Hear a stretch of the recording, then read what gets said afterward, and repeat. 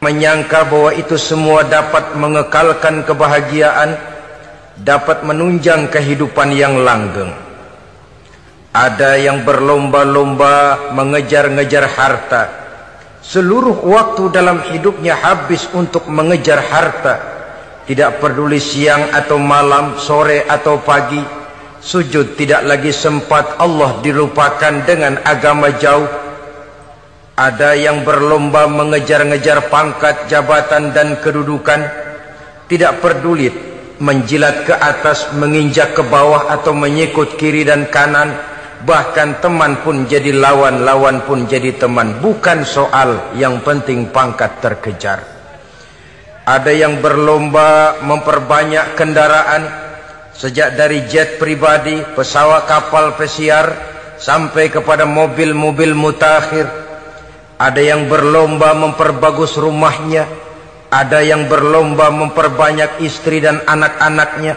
Seluruhnya tenggelam di dalam perlombaan yang menurut ukuran mereka akan mendatangkan prestise, kemegahan dan kebanggaan. Allah Subhanahu wa ta'ala menegur, memberikan peringatan dalam surah yang pendek, yaitu surah At-Takatsur. Alhaakumut takatsur hatta zurtumul maqabir, kalla sawfa ta'lamun. Alhaakum ay syagalakum an ta'ati rabbikum. Kamu telah lalai daripada taat kepada Tuhanmu, dan yang menyebabkan kamu lalai itu tidak lain at-takatsur. At-takatsur artinya at-tabahi bi kathrati mata'id dunya. Bermegah-megah dengan memperbanyak kesenangan hidup duniawi. Dengan kata lain, berlomba-lomba mengejar kemegahan duniawi telah menyebabkan kamu lalai daripada mengingat, daripada taat kepada Allah Subhanahu wa ta'ala. Apabila orang cenderung materialistis, seluruh kegiatan hidup dikerahkan untuk berlomba memperbanyak materi, apa namanya harta benda, apa namanya rumah, apa namanya pangkat dan jabatan, maka dikala itu seseorang akan sangat mudah lalai daripada taat kepada Allah Subhanahu wa ta'ala. Hilanglah kesadaran bahwa sesungguhnya apapun yang kita miliki dalam kehidupan dunia ini tidak lain hanya barang titipan sementara. Kita cari, kita kejar, tapi setelah kita dapatkan, jangan dia dijadikan tujuan. Jadikanlah dia sebagai alat. Apabila harta benda duniawi sudah dijadikan sebagai tujuan daripada kehidupan, maka sesungguhnya kita sudah terseret dalam satu siklus, satu lingkaran setan yang tidak akan pernah berujung. Sebab manusia dalam berhadapan dengan materi duniawi tidak akan pernah mengenal kata cukup, tidak akan pernah mengenal kata puas, dan tidak akan pernah bertemu dengan titik.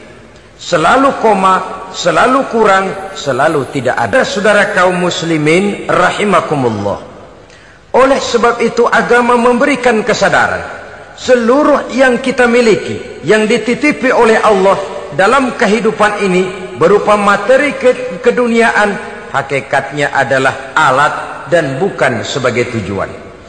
Apabila alat sudah kita jadikan tujuan, kita akan terjebak ke dalam satu perlombaan yang justru akan mencelakakan kita sendiri. Inilah yang saya maksud dengan sirkuit celaka.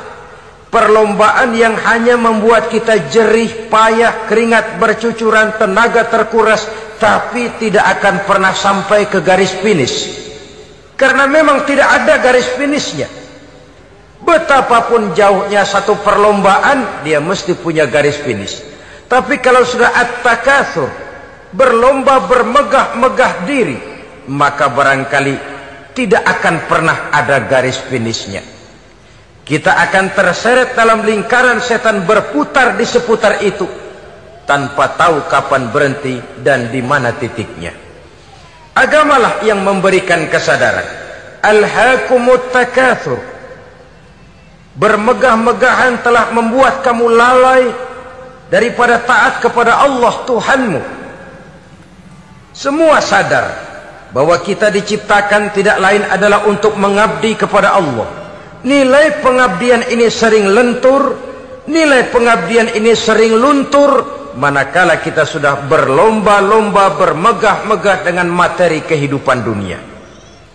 Islam jelas tidak menganjurkan penganutnya jadi orang miskin. Bahkan Imam Ali karramallahu wajhah pernah mengatakan, kemiskinan bisa menyebabkan kekufuran. Ayat yang pertama turun juga kita tahu, Iqra, baca olehmu. Kan seolah-olah Quran cuma tidak langsung saja bilang, hai orang Islam, kamu jangan jadi bodoh. Kebodohan menimbulkan kemiskinan, kemiskinan mendekatkan kita kepada kekufuran. Jadi miskin sama kufur tetangga. Artinya dalam kondisi miskin, kemudi hati itu mudah terombang-ambing. Oleh sebab itu sering kemiskinan umat Islam ini dimanfaatkan oleh orang-orang lain untuk menyebarkan agamanya. Padahal agama adalah soal keyakinan yang tidak mungkin ditunjang dengan supermi, ditunjang dengan beras, pakaian, obat-obatan, beasiswa. Agama adalah soal keyakinan. Keyakinan adalah soal kebenaran, dan kebenaran itu adalah milik bersama.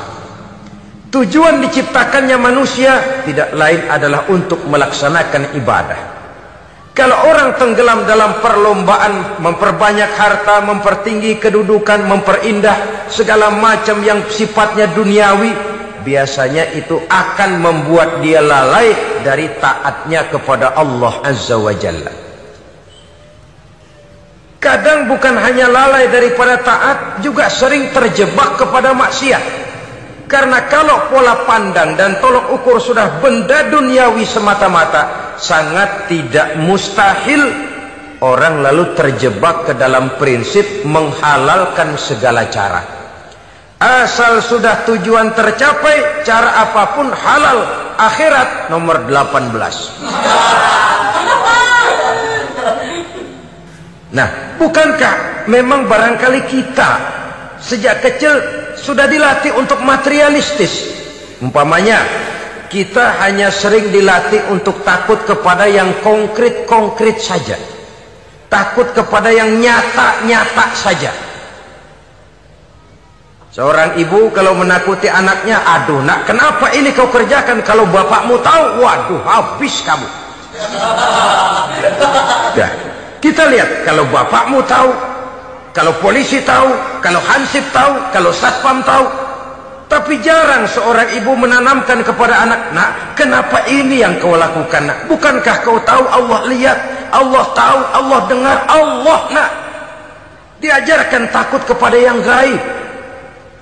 Karena kalau takut dia kepada polisi, dia masih bisa cari tempat lain dong yang polisi kagak lihat.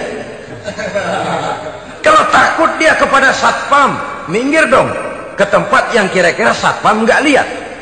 Tapi kalau sudah takut itu terpulang kepada Allah, kepada yang gaib, tidak sejengkal tanah pun yang terhalang dari pengetahuan Allah. Tapi itulah salahnya kita. Sejak kecil anak-anak sudah kita latih untuk takut hanya kepada yang konkret-konkret saja. Akibatnya sampai dia besar melembaga dalam kehidupannya. Dia nyolong, kata temannya, kamu nyolong ya? Iya. Kok nyolong sih? Emang? Kenapa nyolong? Biarin.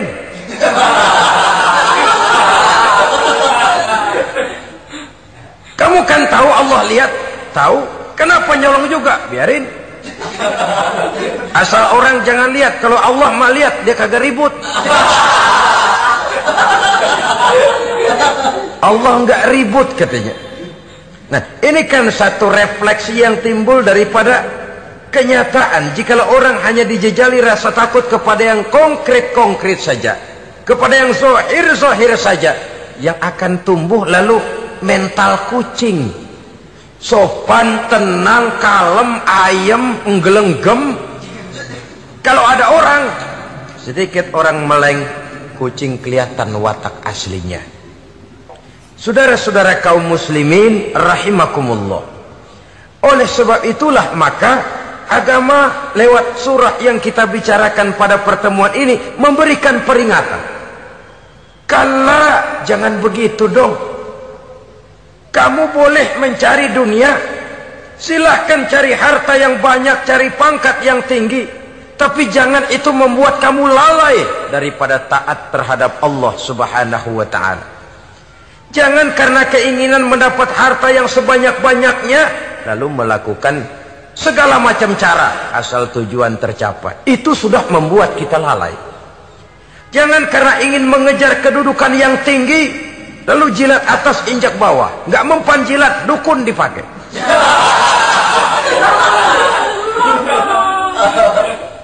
Itu kan sudah membuat kita lalai. Nanti kalau berhasil, wah dukun kita paten. Tapi kalau gagal, dukun sialan, kagak mantu. Hilanglah Allah dalam kehidupan kita. Makin materialis, dan perlombaan ini membawa kita kepada kecelakaan. Kala, sekali-kali jangan begitu. Kenapa? Dahulu pun ketika lahir ke dunia tidak ada pangkat yang kita sandang. Dahulu pun ketika lahir ke dunia tidak ada harta yang kita bawa. Jadi harta itu, pangkat itu, kedudukan itu ada dalam hati, tapi tidak berurat dan berakar. Kalau dia berurat dan berakar dalam hati, berat misah sama harta itu. Berat. Sekedar ngasih fakir miskin cepet juga berhitungnya 17 lembar.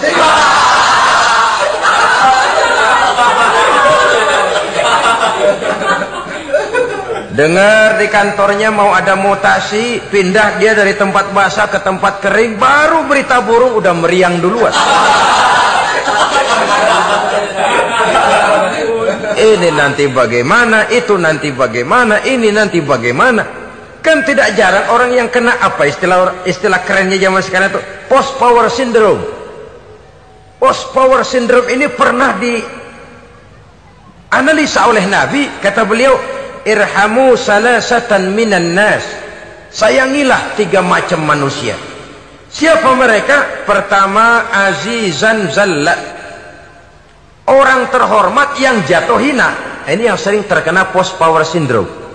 Biasa kemana-mana dikawal, dihormati, datang ke tempat ini protokol siap, ini serba diatur semua, serba beres. Begitu jabatan selesai atau pensiun, habis orang gak indah-indah. Dia lihat orang diemin aja, orang diemin, orang tonton. Ini kalau nggak kuat mentalnya, itu kena post power syndrome. Akibatnya ya bisa jantungan, bisa leper, bisa darah tinggi. Ya penyakit-penyakit yang zaman dulu kita nggak kenal. Ini kan makin banyak dokter, makin maju ilmu kedokteran, makin aneh penyakit. Saudara hadirin yang saya hormati, post power syndrome kena apa yang dinamakan frozen emotional attitude. Tidak kuat menghadapi kenyataan. Azizan zalla, orang terhormat yang jatuh hina, itu sangat perlu dikasihani. Yang kedua, ghaniyan qad iftaqar, orang kaya jatuh miskin. Ini juga sama. Biasa hidup apa ada, serba ada, lalu harus hidup apa adanya. Ini kalau kurang-kurang kuat benar-benar membleng.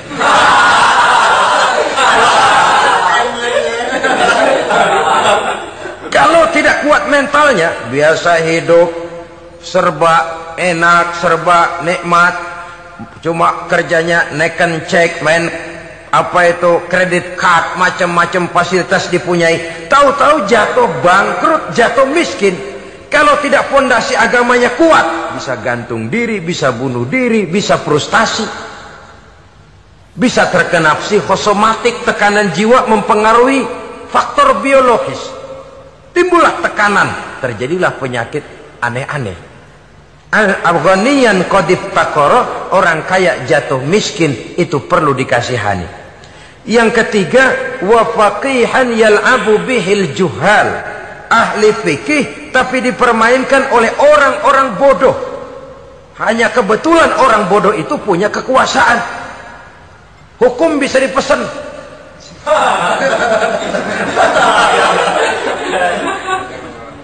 Aturannya haram, Ustaz, ada haram dikit aja dah.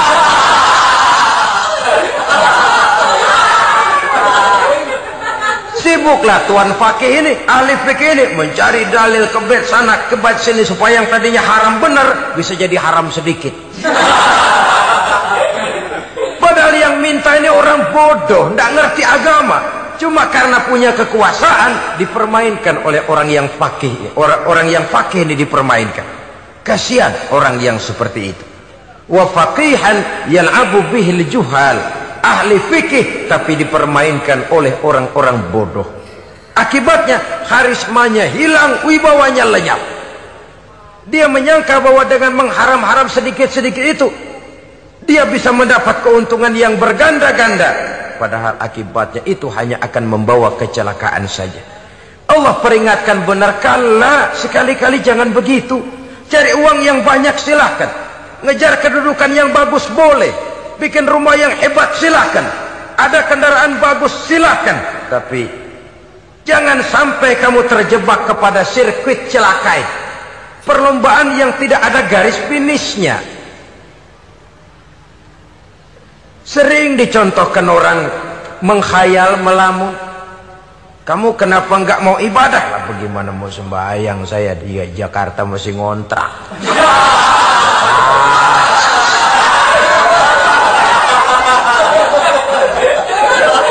Bingung, tiap akhir tahun kontrakan habis. Kalau punya rumah sendiri walaupun kecil-kecilan, tenanglah saya ibadah.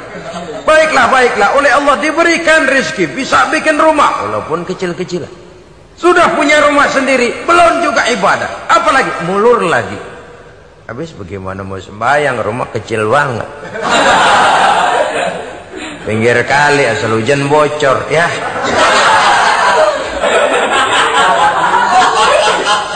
Kalau bisa punya rumah permanen, rajin dah ibadah dah. Iyalah, diberikan rezeki, bisa bikin rumah besar, kamarnya banyak, halamannya luas, kendaraan belum ada, perabotan belum lengkap. Sudah ada kendaraan, belum kayak orang-orang. Sudah kayak orang-orang, masih sama dong, kudu di atas. Kapanlah selesainya? Kala sekali-kali jangan begitu. Jangan kamu mengumpulkan harta bermegah-megah membuat kamu lalai dari taat kepada Tuhanmu. Engkau tinggalkan rukuk dan sujud, engkau jauh dari masjid, engkau kering dari kehidupan beragama. Sebab itulah maka pembangunan fisik material tidak bisa dipisahkan dengan pembangunan mental spiritual. Tidak hanya cuma dalam teori, tapi juga harus dalam praktek. Selalu pembangunan yang hanya mengarah kepada fisik material, jauh dan kering dari agama, hanya akan melahirkan manusia-manusia materialistis yang terjebak di dalam sirkuit celaka, perlombaan yang tidak pernah mengenal garis finish. Sebab itu agama mengajarkan, orang kaya itu siapa sih? Yang banyak duit? Belum tentu. Yang kebunnya di mana-mana ngebelakang? Belum tentu. Yang pabriknya selebar-lebar? Belum tentu. Yang punya segala macam peternakan, dari peternakan gajah sampai peternakan kutu?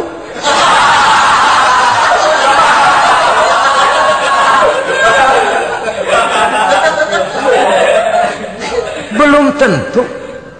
Agama memberikan tuntunan yang sangat luhur. Orang kaya itu adalah orang yang hidupnya cukup. Orang miskin itu orang yang selalu merasa kurang. Bagaimanapun banyak duit saudara miliki, kalau masih merasa kurang, masih miskin saudara. Saya punya uang 1.000 rupiah, Anda punya uang 1 juta rupiah. Mungkin saya lebih kaya dengan uang yang 1.000 ketimbang Anda 1 juta. Kenapa? Dalam tangan saya uang 1.000 besar, artinya sesuai dengan kebutuhan saya. Tapi di tangan Anda uang 1 juta, kebutuhan Anda lebih besar daripada itu lagi. Maka agama mengajarkan sifat qanaah, merasa cukup, dan itulah sumber kekayaan yang hakiki. Orang kaya adalah orang yang hidupnya cukup. Kalla saufa ta'lamun, Jangan begitu, nanti kamu akan tahu. Summa kalla sawfa ta'lamun. Jangan sekali-kali begitu, suatu saat kamu pasti akan tahu. Kalla law ta'lamuna ilmal yaqin, thumma latarawunnaha 'ainal yaqin, thumma latus'alunna yawma idzin 'anil na'im. Nah, kapan perlombaan ini akan menyadarkan orang biasanya? Hatta zurtumul maqabir. Sampai kamu dekat ke liang kubur. Itu biasanya kalau istilah orang sekarang baru ngeh. Asal sudah napas sampai tenggorokan disambung dengan selang, sudah Senin Kemis dibantu dengan alat picu jantung, gerak gerak gerak gerak, sudah kayak orang mau gergaji kayu. Dikala itu barulah sadar orang biasanya. Dan kesadaran semacam itu kesadaran yang terlambat, kesadaran ala Fir'aun. Fir'aun selagi hidup diajak beriman dan nehi aja.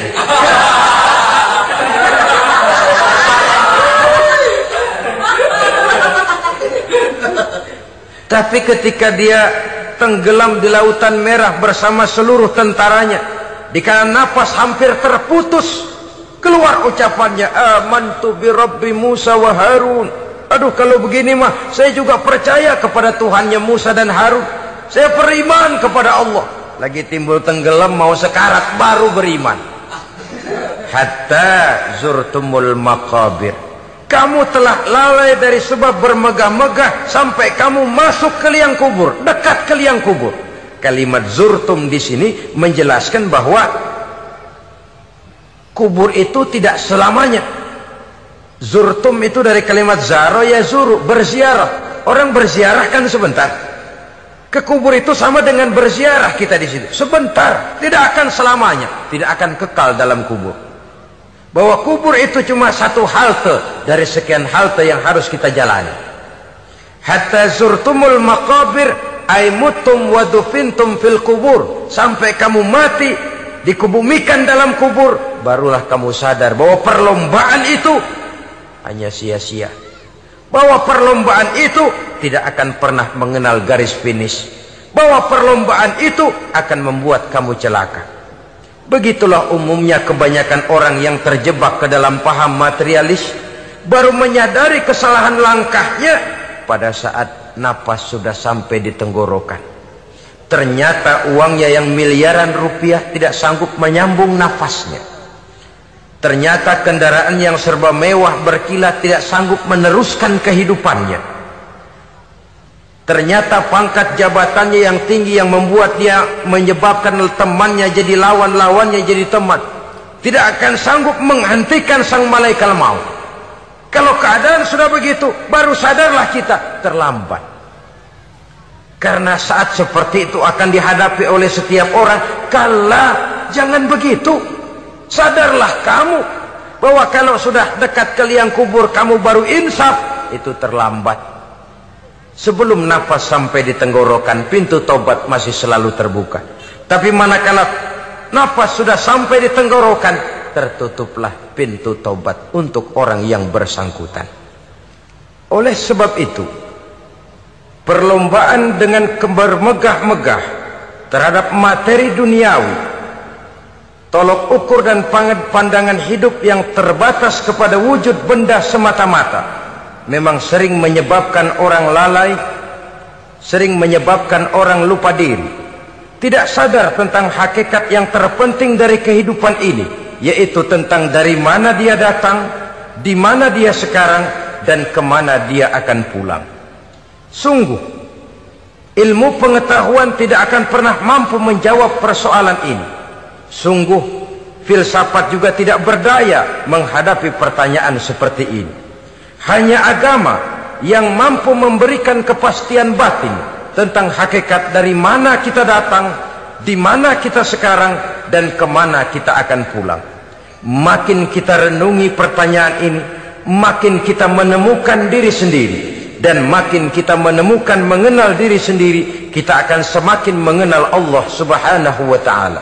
Semakin kita mengenal Allah, maka akan semakin terpanggil kita untuk dekat dengannya, mentaati segala perintahnya, dan berupaya menjauhi segala yang dilarangnya. Dengan demikian selamatlah kita dari satu perlombaan yang hanya akan menyeret kita kepada menghalalkan segala cara, jauh dari agama, jauh dari Allah, bahkan jauh dari sesama manusia. Karena umumnya perlombaan seperti ini akan cenderung melahirkan manusia yang egois. Muslimin rahimakumullah.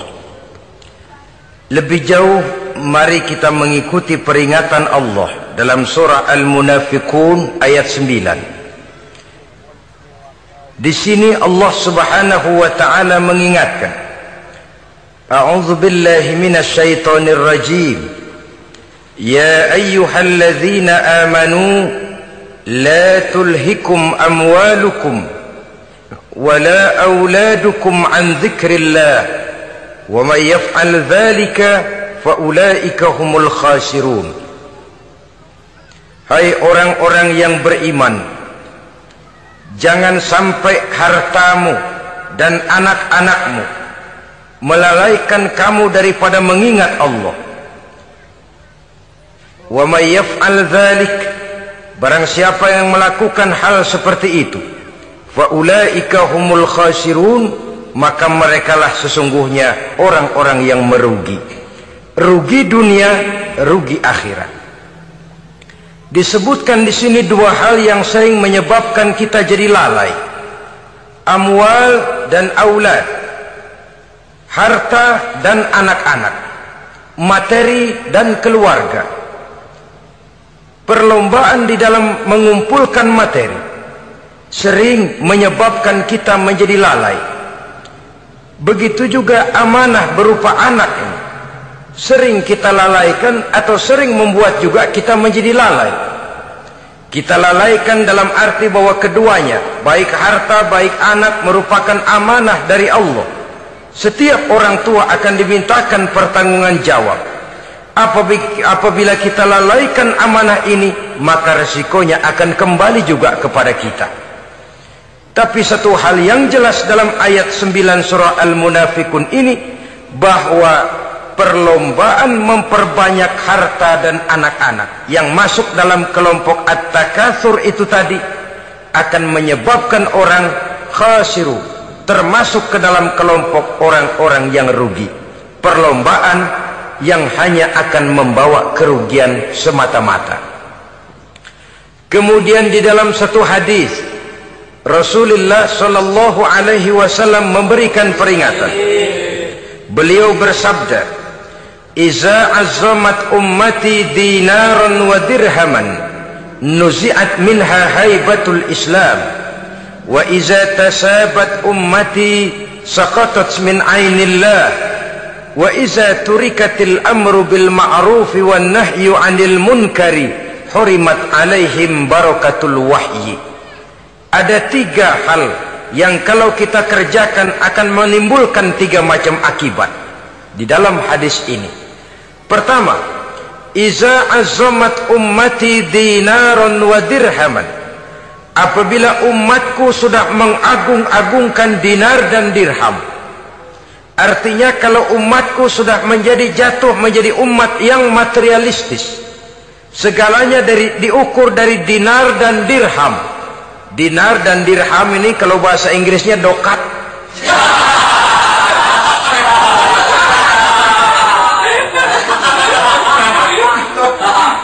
Segalanya diukur dari segi dinar dan dirham saja. Nuzi'at minha haibatul Islam, akan dicabutlah kehebatan Islam dari mereka. Memang ada kalanya kita berkata bahwa tanpa uang kita tidak bisa berbuat apa-apa. Tapi kalau itu dijadikan landasan dari segala sesuatu, itu yang dijadikan ukuran, itu yang dijadikan tujuan, kita hakikatnya sudah gagal sebelum melangkah. Apapun saja profesi kita, apabila sudah menjadi pendewa dinar dan dirham, akan hilanglah kehebatan Islam, akan dicabut kehebatan Islam itu. Umat Islam bisa dibeli, ulama bisa dikontrak, kiai bisa dicarter. Saudara hadirin ma'asyiral muslimin rahimakumullah, apabila umatku sudah membesar-besarkan dinar dan dirham, bermegah-megah dengan itu, berlomba-lomba memperbanyak itu yang menjadi tujuan dan tolok ukur dari segala kegiatan, nuzi'at minha haibatul Islam, akan dicabutlah kehebatan Islam, hilang itu wibawa. Walaupun dia bernama umat mayoritas dalam jumlah, tetapi dia minoritas dalam peranan, mayoritas dalam bilangan, tapi minoritas dalam percaturan kegiatan hidup ini.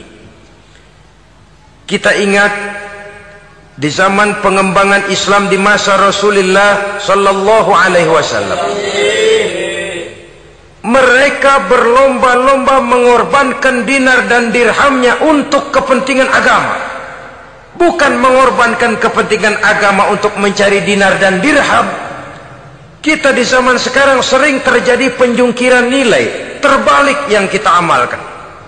Nabi Ibrahim mengorbankan putranya Ismail untuk kepentingan agama.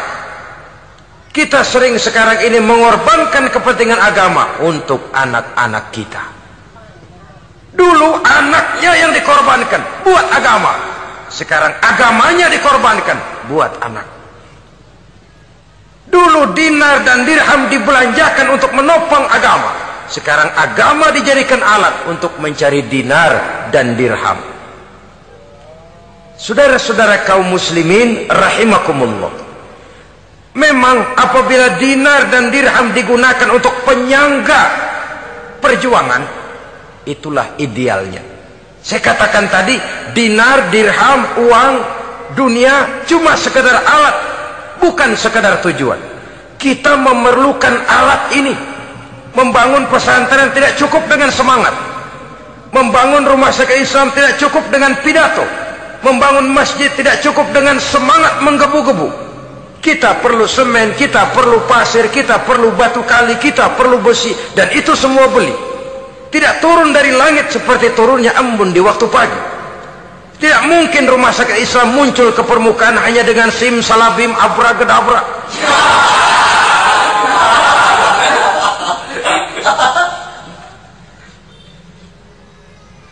Oleh sebab itu, saya bersyukur kecenderungan belakangan ini pengajian-pengajian akbar di berbagai tempat tidak hanya sebagai ajang untuk menanamkan akidah, membina ukhuwah, tapi juga menjadi sarana di mana kita mengumpulkan dana, menghimpun potensi umat, menginventarisir potensi untuk kepentingan pengembangan daripada agama. Meskipun ada satu dua orang yang salah paham tentang ini, sampai kemudian saya mendapat satu merek yang cukup tidak enak untuk didengar, mengkomersilkan pengajian katanya, karena memang ada pengajian yang menggunakan sistem karcis, sebenarnya juga tidak etis. Undangan berikut infak yang seluruh hasilnya digunakan buat kepentingan agama, apakah itu rumah sakit, apakah itu madrasah, apakah itu masjid, dan 1 sen pun saya tidak menuntut bagian dari itu. Saya malah berprinsip sepanjang saya masih laku untuk dijual dan itu memang buat kepentingan agama, persilahkan jual saja, asal buat masjid, pesantren, madrasah, rumah sakit Islam, kegiatan syiar dan dakwah, silakan. Tapi kalau sudah dijual buat kepentingan pribadi, memperkaya diri sendiri, tentunya dunia akhirat sulit untuk ridho kepada tingkah laku yang semacam itu. Kita memerlukan dana, umat di daerah membangun memerlukan dana, dan dana itu tidak hanya datang begitu saja. Kita bersyukur bahwa untuk menghadiri pengajian sekarang ini orang mau mengeluarkan uang, mau memberikan infak dengan ikhlas, tidak dengan keterpaksaan. Kenapa tidak? Sehingga ini lalu diinventarisir untuk kepentingan pembangunan agama. Ratusan juta rupiah terkumpul dari pengajian-pengajian rutin ini, pengajian-pengajian akbar ini. Puluhan masjid terbantu, rumah sakit Islam terbantu, musola selesai. Ya walaupun tidak lalu semuanya beres, tapi gemaknya itu sudah cukup menyentuh untuk menyadarkan orang bahwa harta baru kekal kalau dia sudah dibelanjakan di jalan Allah. Nah, yang celaka kalau dinar dan dirham itu yang dijadikan tujuan. Mengadakan pengajian semata-mata untuk cari uang, uangnya buat kantongnya dewe. Itu yang membuat dicabutnya kehebatan Islam itu. Segalanya diukur dari sudut itu. Sehingga ketika seseorang datang bertanya tentang hal-hal yang berkaitan dengan ini, maka hal semacam ini sesungguhnya satu nikmat yang perlu kita syukuri sepanjang menginventarisir potensi umat benar-benar digunakan buat kepentingan daripada agama kita. Jadi peringatan tegas dari Nabi ini, iza azzamat ummati dinaron wa dirhaman nuzi'at minha haibatul Islam. Apabila umatku sudah mengagung-agungkan dinar dan dirham, maka akan dicabutlah kehebatan Islam dari tengah-tengah mereka. Remeh saja orang memandang kita, enteng saja orang memandang kita. Satu. Yang kedua, patuhlah mereka dalam pandangan Allah.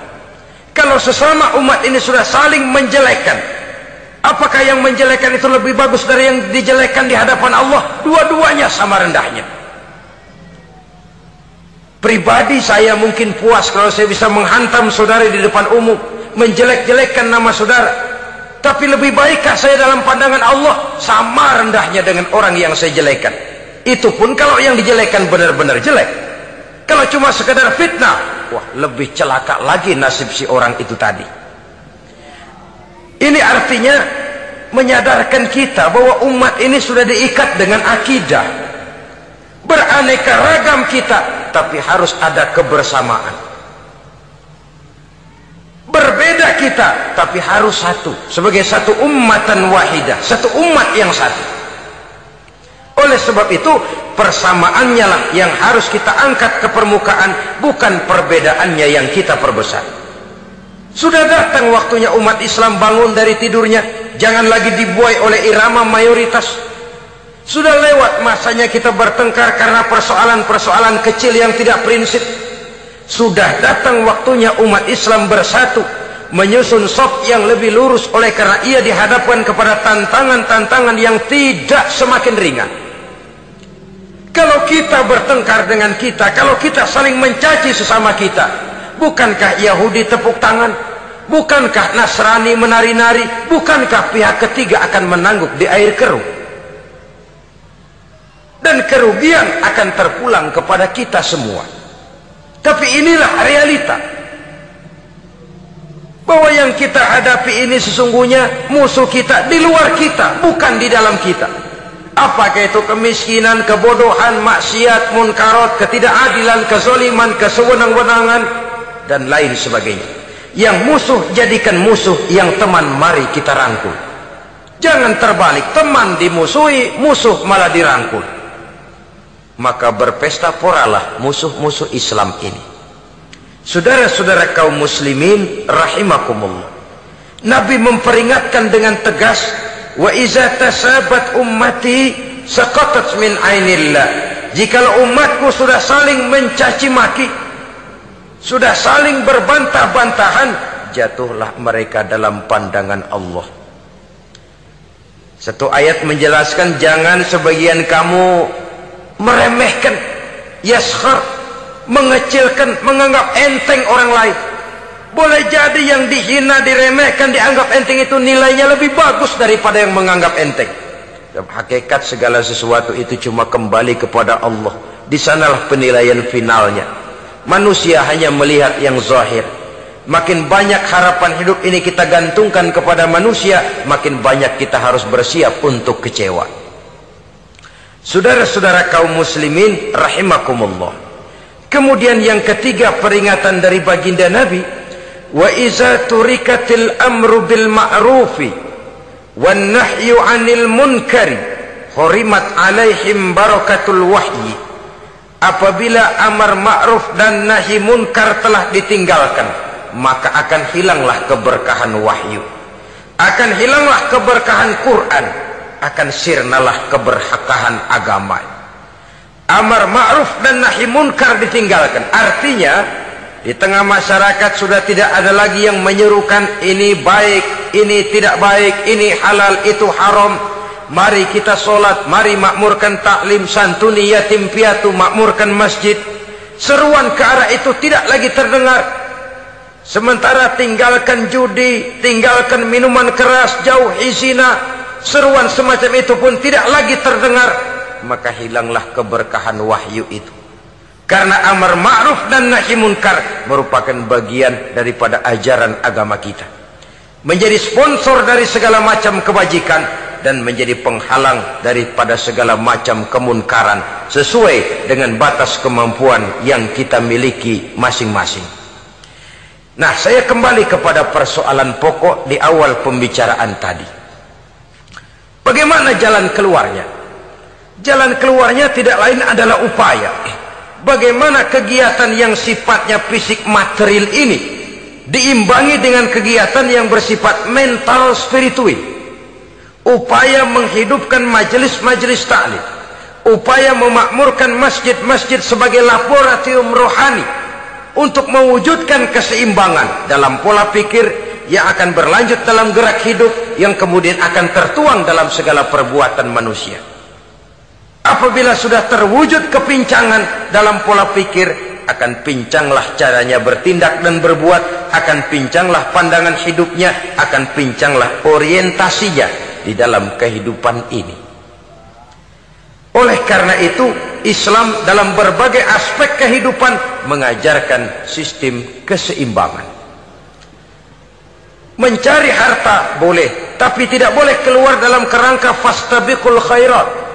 Berlomba-lomba silakan, tapi untuk kebaikan, bukan untuk bermegah-megah, bukan untuk menumbuhkan gengsi, bukan untuk meninggikan prestise dan harga diri, tapi fastabiqul khairat, berlomba-lomba di dalam mengejar kebajikan, di dalam menyebarkan kebaikan. Bukan sekedar berlomba-lomba, tapi tolong menolong, bantu membantu. Ta'awanu 'alal birri wat taqwa wala ta'awanu 'alal ismi wal udwan.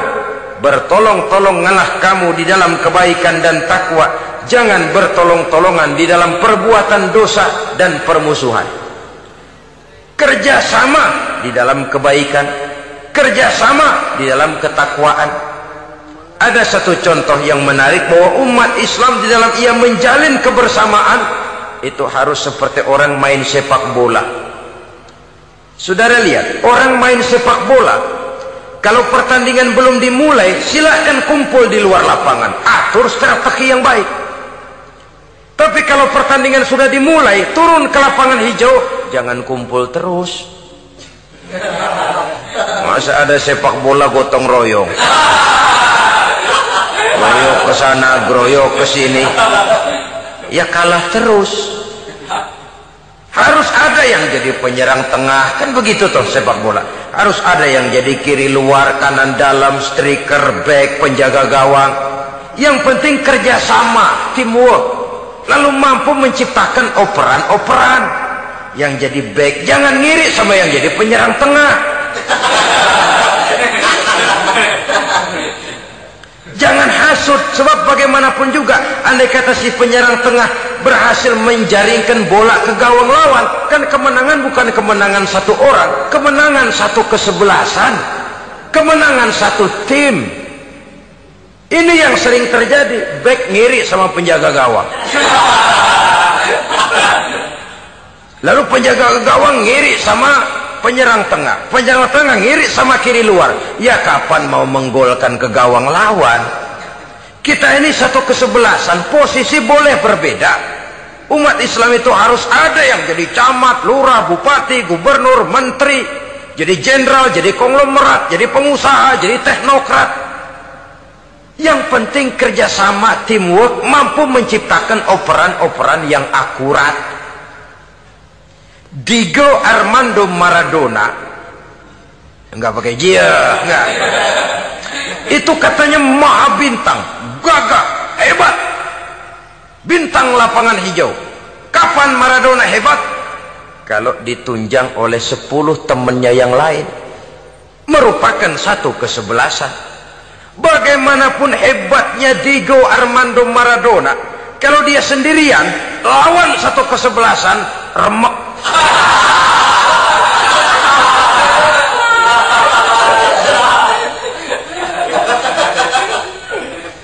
Dia hebat, dia jenius, dia maha bintang karena dapat operan dari teman-temannya.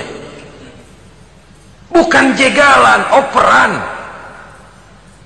Jadi oleh sebab itu bagaimana kita menciptakan operan-operan akurat yang akan melahirkan kebersamaan di tengah-tengah umat. Artinya satu contoh saja. Misalnya seorang pengusaha besar, oleh karena kesibukannya di dunia bisnis, tidak perlu jadi ketua pembangunan musola. Tapi kalau ada musola belum selesai, operan. Operannya itu yang penting. Apa yang dioper itu? Semen, apa batu kali, apa besi? Yang penting operan. Operannya akurat. Kadang-kadang ada terjadi juga frustasi ngelihat lawan kesebelasannya terlalu kuat, ngoper ke gawang sendiri. Jebol. Kan sering terjadi begitu. Muslim didukung oleh umat Islam, ketika punya posisi menguntungkan malah mempersulit Islam. Ini kan ngoper ke gawang sendiri, bunuh diri namanya. Boro-boro jebolin gawang lawan, asal jangan bunuh diri juga lumayan. Jadi kalau saja kita mampu menciptakan kebersamaan seperti ini, baju boleh berbeda. Seorang muslim boleh dibungkus baju ABRI, boleh dibungkus baju dokter, boleh dibungkus baju teknokrat, boleh dibungkus baju konglomerat, sekedar baju. Tapi kalau terbukalah baju itu, kelihatan dadanya, terbersit nilai imannya, meresap sampai ke tulang sumsumnya. Dan pada saat Islam dikuti-kuti, akan timbul kecintaannya, akan timbul, saya muslim dan saya bangga dengan Islam saya. Saya muslim dan saya mau berbuat untuk Islam saya. Saya muslim dan saya siap mati untuk Islam saya. Dengan baju apapun dia terbungkus, kalau roh, jiwa dan semangat semacam ini tertanam, saya yakin kita umat Islam akan mampu berbuat lebih banyak dengan mewujudkan operan-operan akurat yang sangat diharapkan oleh umat itu tadi. Oleh sebab itu, saudara-saudara kaum muslimin rahimakumullah, baju boleh berbeda, bendera boleh beraneka warna, tapi jikalau bernama muslim, persamaannya yang dicari, jangan perbedaannya yang diperbesar. Nilai persaudaraan yang diikat dengan akidah semacam inilah yang banyak dicari orang, yang banyak menyebabkan orang masuk Islam. Di mana masjid kelihatan benar sebagai simbol kehidupan demokrasi dalam menciptakan ukhuwah, wawasan ukhuwah ini. Masjid simbol demokrasi. Siapapun masuk masjid buka sepatu, demokrasi. Siapapun orangnya, tidak peduli merek apapun sepatunya. Apa itu keluaran Cibaduyut Bandung? Apa itu modelnya Belli, Beltoni, Itali? Tidak soal, masuk masjid buka. Jumatan, kopral datang lebih dulu depan, pral. Jenderal datang belakang saja, Bro. Tidak ada fasilitas khusus dalam masjid karena di rumah Allah semua manusia sama. Si jenderal jangan lagi merasa jenderalnya, si pengusaha jangan lagi menonjolkan kebosannya. Masjid adalah simbol demokrasi daripada kehidupan umat. Sebab itu jangan terjebak kepada sektoral di dalam kita berbicara tentang ukhuwah ini. Kita boleh terbungkus dengan baju apapun, tapi kalau di balik baju itu tidak lain jiwa Islam yang mau berkorban, mau mengeluarkan harta, bahkan siap mati untuk Islamnya, maka kebersamaan itu akan mudah kita wujudkan. Tapi sepanjang kita berpecah belah, sepanjang kita centang perenang, maka tidak akan banyak yang bisa kita lakukan.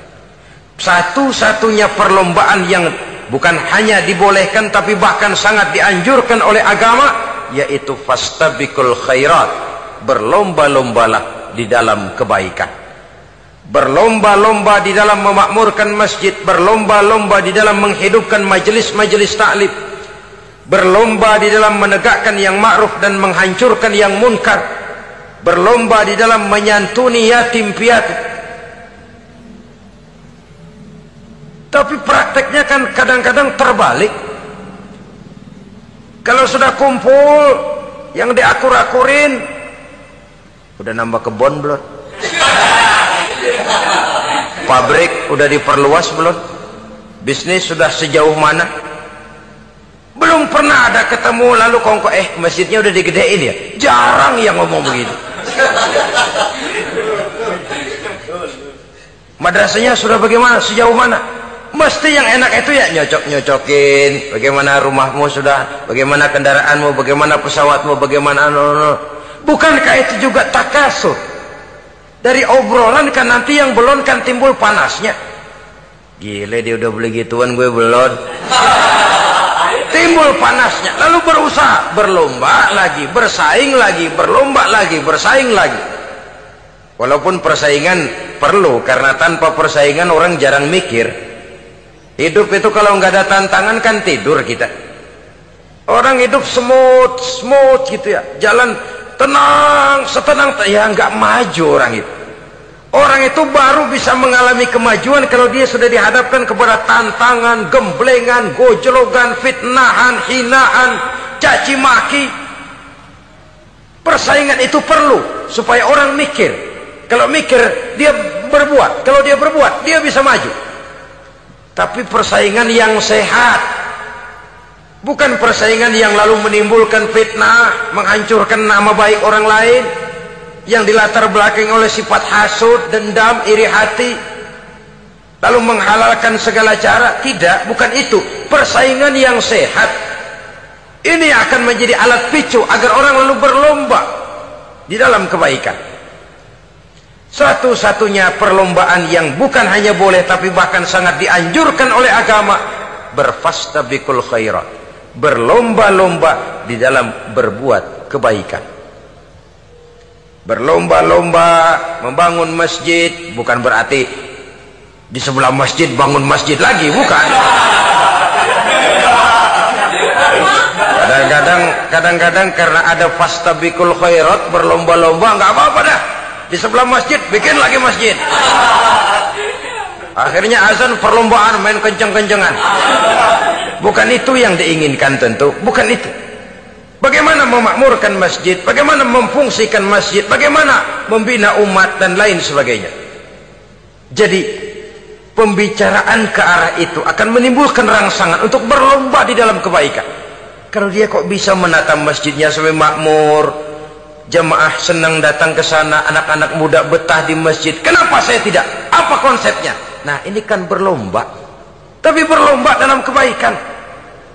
Kalau dia bisa menghimpun anak-anak muda lalu diarahkan kepada jalan yang positif, kenapa saya tidak bisa? Dia punya potensi yang saya juga punya. Berlomba di dalam kebaikan. Perlombaan semacam ini akan memberikan ketentraman karena jalan yang ditempuh jalan ibadah. Tapi kalau perlombaan materi, at-takasur tadi, yang timbul bukan ketentraman, panas. Karena panas, udah dekat, panas kan tetangganya hasud, dengki, iri hati, sakit, demam, orang lain maju, meriang.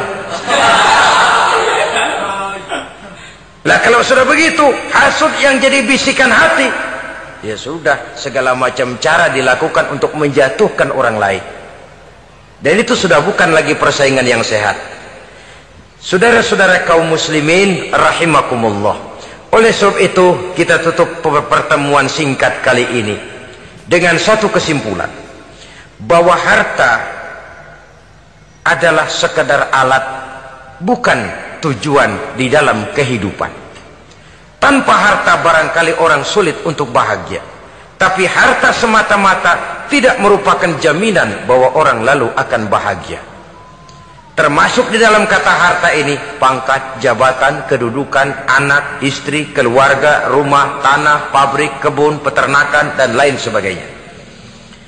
Perlombaan yang dianjurkan di dalam agama adalah perlombaan untuk berbuat kebaikan. Maka masalahnya sekarang, bagaimana kita memanfaatkan harta ini untuk sebanyak-banyak kebaikan yang bisa kita lakukan.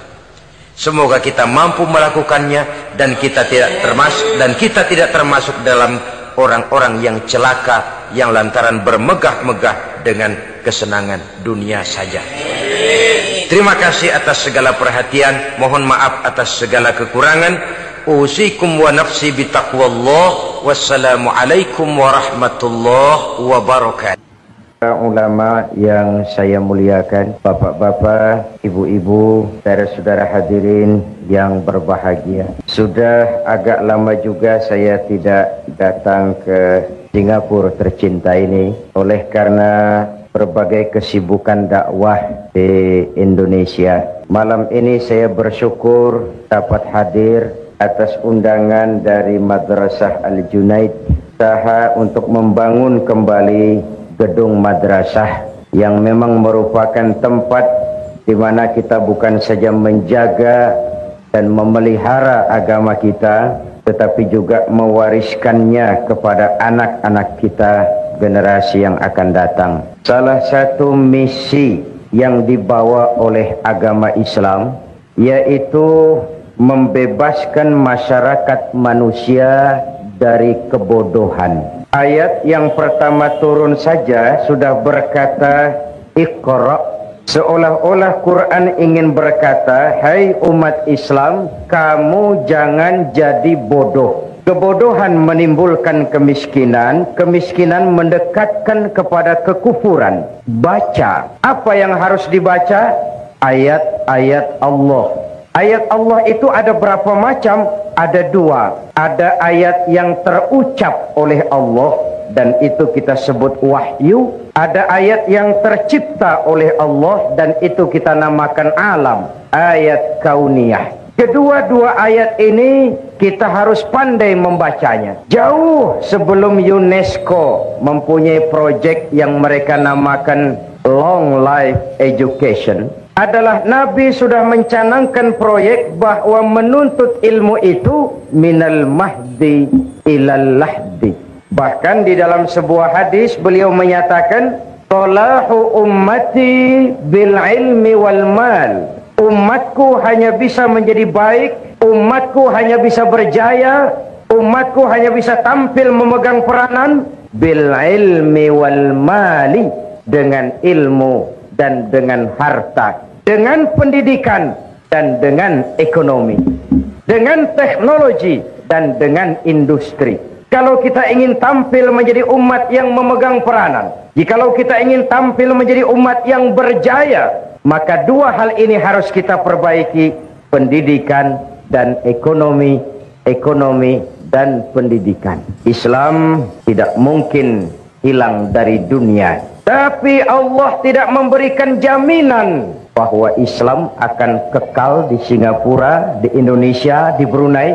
Islam tidak mungkin hilang dari dunia, tapi tidak ada jaminan Al-Quran bahwa Islam akan kekal baik di Indonesia, di Singapura maupun di Brunei. Jikalau kita umat Islam sekarang ini tidak mau berjuang, berkorban dan mewariskan Islam kepada anak-anak kita, generasi yang akan datang. Oleh karena itu, keberadaan, pengembangan dan kelangsungan hidup dari Madrasah Al-Junaid bukan hanya sekedar tanggung jawab pengurusnya, tetapi tanggung jawab kita, seluruh umat Islam. Yang punya kedudukan, bantulah dengan wewenangnya. Yang punya harta, bantulah dengan hartanya. Yang punya ilmu, bantulah dengan ilmunya. Yang punya tenaga, bantulah dengan tenaganya. Yang bisa doa, bantulah dengan doanya. Yang tidak bisa apa-apa, bantulah dengan diam. Diam saja itu sudah lumayan membantu. Apalagi biaya untuk membangun madrasah ini cukup besar. Tapi tidak ada yang besar jikalau ringan sama kita jinjing dan berat sama kita pikul. Jikalau duduk kita sama rendah, berdiri pun kita sama tegak. Tidak ada yang tidak bisa kita lakukan. Malam ini saya di sini Singapura ini, saya tidak merasa sebagai tamu di sini. Saya merasa saya hanya seorang keluarga yang datang dan bicara di tengah-tengah keluarganya. Apa yang mengikat kita? Akidah. Saya adalah saudara, saudara adalah saya. Menghina saudara sama dengan menghina saya. Menyakiti saudara sama dengan menyakiti saya. Karena saya adalah saudara, saudara adalah saya. Di hatiku ada kamu. Kebersamaan itu makin, bahkan pada waktu saya di Brooklyn di New York, saya kumpul dengan black Muslim, negro Muslim. Di sana pun saya tidak merasa sebagai tamu. Saya merasa saya hanya seorang keluarga yang datang dan berbicara di tengah-tengah keluarganya. Kita sudah menderma, berinfak. Saya ingatkan, sedekah atau infak itu yang penting ikhlasnya. Soal besarnya itu nomor satu. Sedekah itu daripada kecil tidak ikhlas, lebih baik besar tapi ikhlas. Dan menderma bagi pembangunan madrasah, bagi pembangunan masjid, sama dengan menitip. Seolah-olah bapak ibu berkata, tuan pengurusi madrasah, saya titip 1.000 ringgit untuk kepentingan saya di alam barzah dan di akhirat nanti. Silahkan uangnya dibelikan bahan bangunan untuk membangun madrasah. Saya hanya sekadar titip. Itu yang akan jadi milik kita sebenarnya. Tidak akan hilang, nilainya berlipat ganda dan tidak boleh diakui orang lain. Yang kita belanjakan di jalan Allah. Dahulu orang berkata, buat apa cari uang banyak-banyak, kan tidak dibawa mati. Malam ini saya ingin berkata, kalau boleh carilah uang yang banyak dan bawa mati. Apa boleh uang dibawa mati? Why not? Uang yang kita belanjakan untuk madrasah, masjid, rumah sakit Islam, itu uang yang akan kita bawa mati. Ini kan semua, saya sedang berhadapan dengan calon-calon jenazah ini. It is true, my dear. Calon menteri belum tentu jadi menteri. Calon pejabat tinggi belum tentu jadi pejabat tinggi. Calon jenazah mati. Hidup ini hanya sekadar menunggu giliran. Wa tilkal ayyamu nudawiluha bainan nas.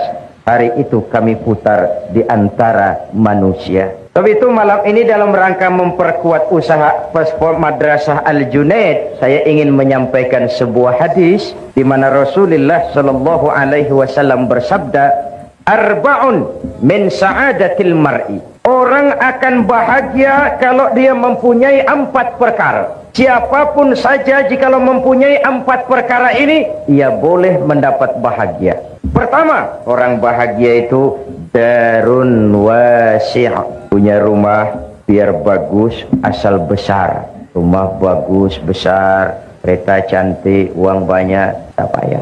Badan sehat. Ya itu sih maunya tiap orang, tapi kemampuan toh tidak sama. Betul, bapak-bapak dan ibu-ibu, rumah kita sebenarnya adalah hati ini. Kalau luaslah hati, walaupun rumah kecil, besar rasanya. Kalau sempitlah hati, walaupun rumah besar, kecil jadinya.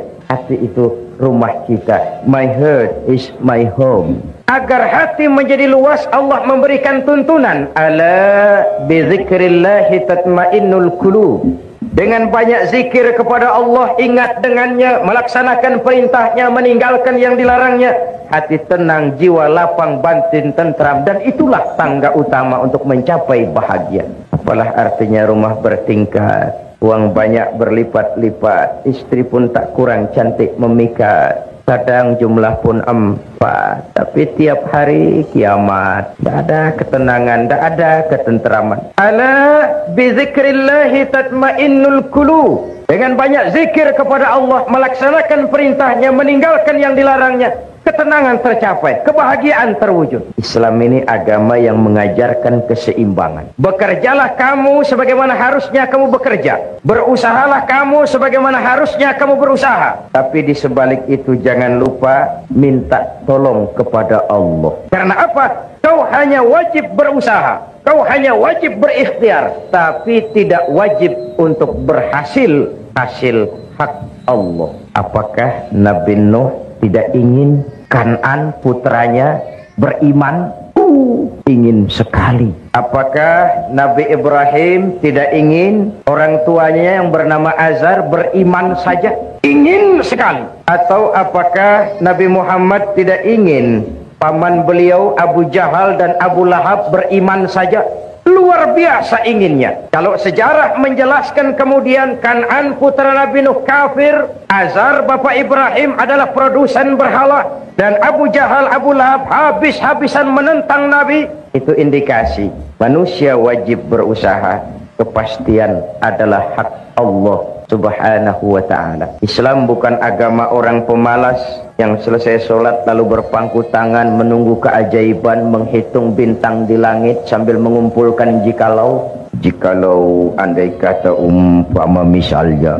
Tidak. Tapi Islam juga bukan agama orang sombong yang setelah berusaha lalu tidak memerlukan Allah. Islam mengajarkan keseimbangan. Semakin dekat kita dengan Allah, semakin tercapai ketenangan batin. Semakin terbentuk ketenangan batin, semakin mudah meraih bahagia. Satu. Yang kedua, orang bahagia itu kata Nabi, markabun syariah, punya kendaraan yang cepat. Kendaraan itu apa? Alat transportasi. Tujuannya apa? Memudahkan komunikasi. Maksudnya apa? Orang bahagia itu pergaulannya luas, tidak picik seperti katak di bawah tempurung. Masyarakat muslim, masyarakat yang satu. Kemarin kita Muharram memperingati hijrah. Unzur kaifa akhar rasulu bainal muhajirin wal ansar. Orang Mekah yang pindah ke Madinah disebut muhajirin. Orang Madinah yang menyambut orang Mekah dinamakan Ansor. Bagaimana sikap orang Madinah menyambut kedatangan orang Mekah? Apa dengan bertolak pinggang membusungkan dada? Hei, orang Mekah, kamu di sini pendatang ya? Tidak. Membaur, melebur menjadi ummatan wahidah yang diikat dengan tali-tali akidah. Hidup jadi nikmat karena banyak orang di sekitar kita. Bodoh manusia kalau merasa bisa hidup sendiri. Betapapun tinggi pangkat, banyak harta, hebat kemampuan intelektual, kita tetap perlu orang lain. Saya bisa pidato seperti ini. Kenapa? Karena ada yang mendengar. Bapak-bapak, ibu-ibu tenang menghadap ke sini. Kenapa? Karena ada yang mendengar. Kita saling perlu. Bagaimanapun hebat saya pidato di sini, 2 jam menggelegar, membakar, luar biasa. Yang dengari tidak ada. Hebat. Jangankan kerja yang berat, senyum saja. Senyum itu kan ringan toh. Untuk senyum yang mudah itu pun kita perlu bantuan orang lain. Sebab kalau sudah mulai bisa senyum sendiri, harap hati-hati. Tidak usahlah kerja yang berat, senyum yang mudah itu pun kita perlu bantuan orang lain. Itulah sebabnya jikalau kita rukun, kompak, bersatu, tidak ada yang tidak bisa kita selesaikan. Akan bagaimana Islam bergantung anak-anak kita. Bagaimana anak-anak kita bergantung kepada pendidikan yang mereka terima. Oleh sebab itu sekali lagi, orang bahagia, orang yang pergaulannya luas, hidup di tengah masyarakat, tidak eksklusif, tidak memencilkan diri. Sehingga Nabi memberikan peringatan keras, isnani la yanzurullahu ilaihi ma yaumal qiyamah qati'ur rahim wa jarsu. 2 golongan manusia di akhirat nanti tidak akan dipandang oleh Allah, didiamkan saja. Pertama, qati'ur rahim, orang yang suka memutuskan silaturahmi. Dan yang kedua, jarusui, tetangga yang jahat dengan tetangganya. Tidak akan ada kemenangan tanpa kekuatan, tidak akan ada kekuatan tanpa persatuan, dan tidak mungkin terbentuk persatuan tanpa silaturahmi. 2. Yang ketiga, orang bahagia itu menurut Nabi misbahun mudhi, punya lampu yang terang. Lampu yang terang itu merkuri ini? Ya, tapi ini lampu dunia. Kristal? Ya, tapi itu lampu dunia. Hidup tidak berhenti hingga di dunia. Satu saat, setuju atau tidak, rela atau terpaksa, kita akan pergi berangkat menuju rumah masa depan, yaitu kuburan, rumah masa depan. Malah kalau menurut contoh dari baginda Nabi kita, jatah umur itu cuma berapa? 63 tahun. Maka yang malam ini sudah 62 tahun 11 bulan. Supaya hati-hati, Pak. bulan lagi kontrak selesai. Walaupun ajal itu a mysterious problem ya. Kalau datang saatnya berpisah kita dengan semua yang kita cintai, sehingga Nabi dipesan oleh malaikat Jibril, ya Muhammad, ish ma syi'ta fa innaka mayyitun, wa'mal ma syi'ta fa innaka majziyun bih, wa ahbib ma syi'ta fa innaka mufariquh. Muhammad, hiduplah seenakmu, hiduplah semaumu. Kalau dilarang tidak terlarang, dicegah tidak tercegah, mau juga kau memperturutkan hawa nafsumu, silahkan. Mau ke barat, ke baratlah. Mau ke timurlah. Mau menegakkan yang ma'ruf, oke. Mau membina yang munkar, silahkan. Mau jadi orang baik-baik, boleh. Mau jadi tidak baik, silahkan. Hiduplah semaumu. Fa innaka mayyitun, jangan lupa kamu akan mati. Terus mafhum mukhalafahnya, kalau kamu tahu kamu akan mati, jangan hidup seenaknya. Maaf, ibu-ibu ini akan mati apa tidak? Mati. Mati. Bapak-bapak, saudara-saudara, saya belakangan sedikit. Kalau saya terserah sih, saya sih mudah saja. Saudara-saudara dulu, saya belakang boleh. Atau saya belakang, saudara dulu juga, silahkan. Hiduplah seenakmu, tapi jangan lupa kamu akan mati. Kalau mati, dibawa ke kubur. Yang mengantar cuma 3. Ahluhu wa maluhu wa amaluhu. Keluarga, harta, amal ikut mengantar. Tapi sayang 1000 kali sayang, yang 2 kembali lagi ke rumah. Tidak mau ikut masuk ke liang kubur. Pertama, keluarga. Tidak seorang keluarganya yang bagaimanapun cintanya kepadanya yang mau ikut masuk ke liang kubur. Tidak istri, tidak suami, tidak kemenaan, tidak om, tidak tante, tidak seorang pun. Istri bapak yang katanya setia kepada bapak, yang dulu pernah berjanji buat sehidup semati di bawah tiang listrik. Dulu dia berkata, bang, apalah artinya hidup ini tanpa engkau di sisiku, bang. Dulu jangan berharap bapak masuk liang lahat, istri bapak akan mau ikut masuk ke dalam.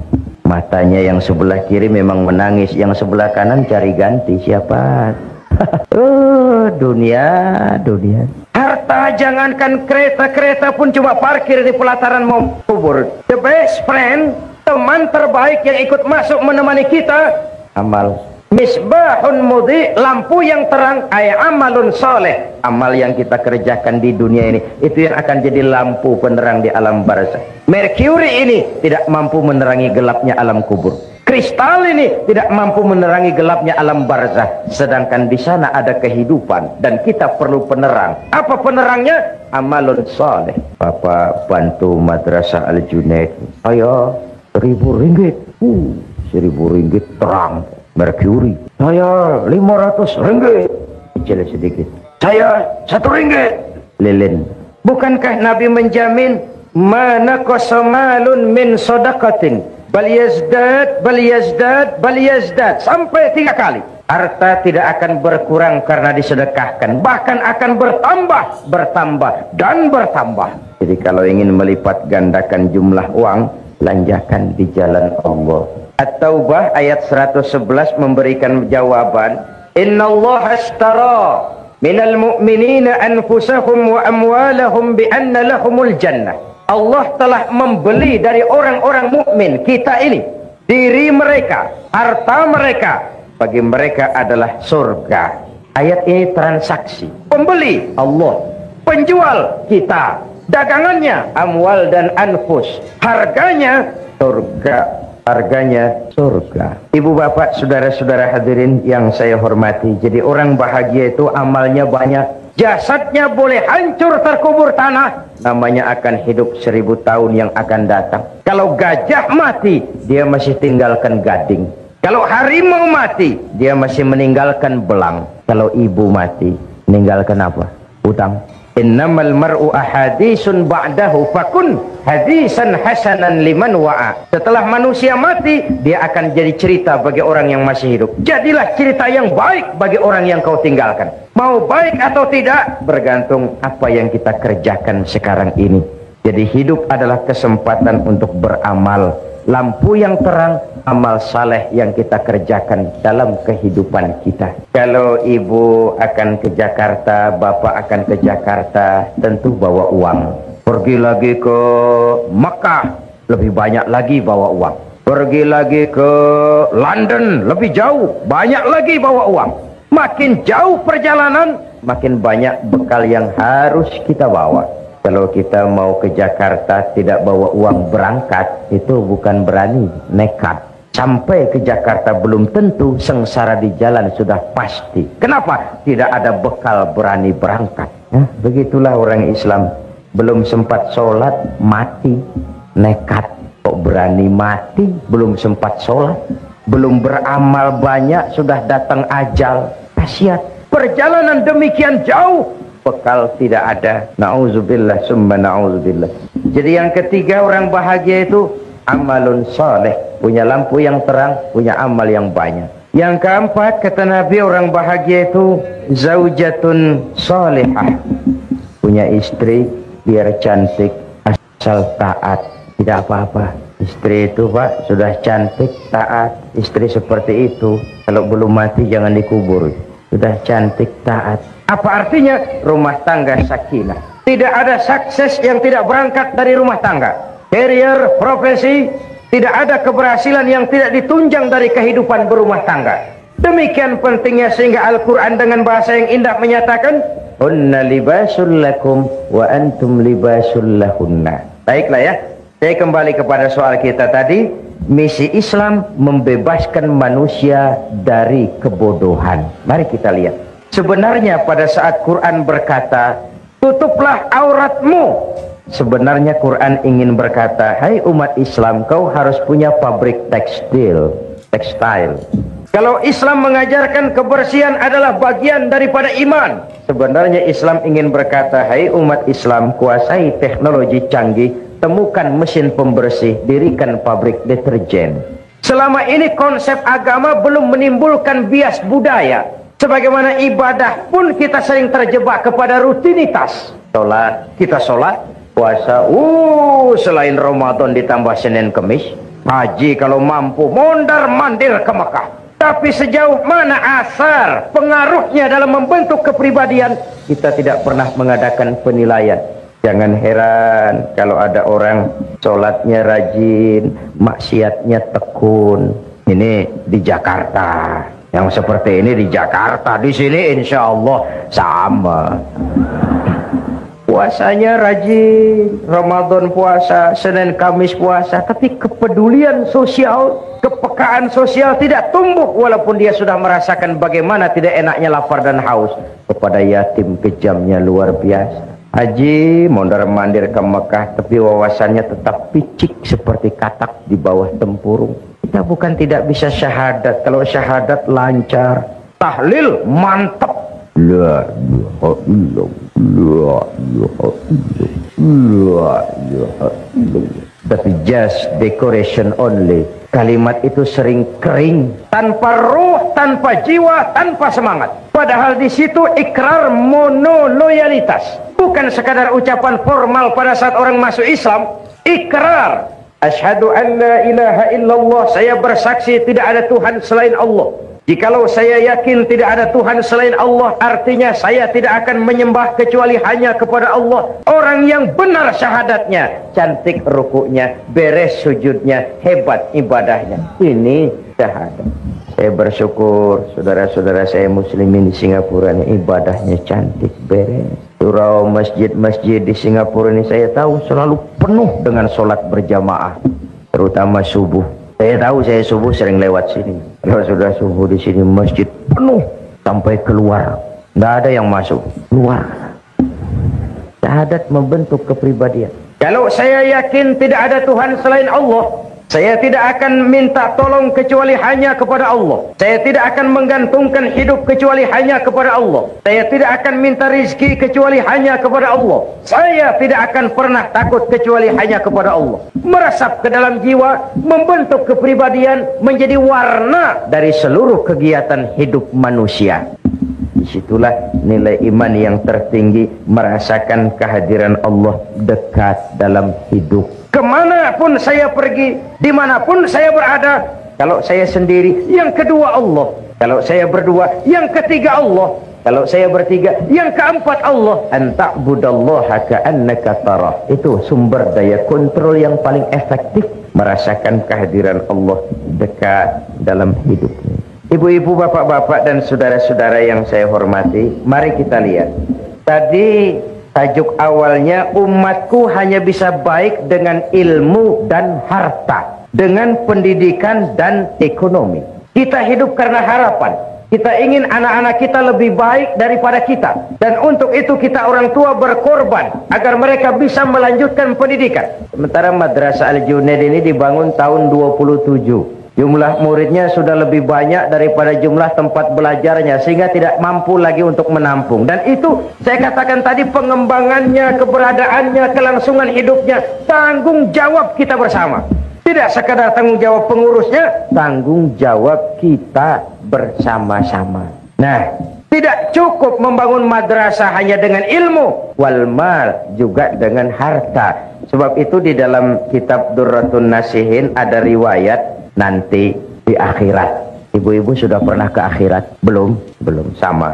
Mau ke akhirat? Kalau mau saya daftar, besok berangkat. Di akhirat, menurut kitab Durratun Nasihin, ada 4 golongan manusia bertengkar di depan pintu surga. Masing-masing mereka merasa punya hak masuk lebih dahulu ke dalam surga. Haji mabrur, orang mati syahid, ulama, dan orang kaya yang pemurah. Bertengkar. Kata yang haji mabrur, saya lebih dulu masuk surga. I am the first. Kata yang mati syahid, tidak bisa, saya lebih dulu. Kata yang pemurah kaya, tidak mungkin, saya lebih dulu. Bertengkar. Akhirnya Allah mengutus malaikat Jibril. Bril.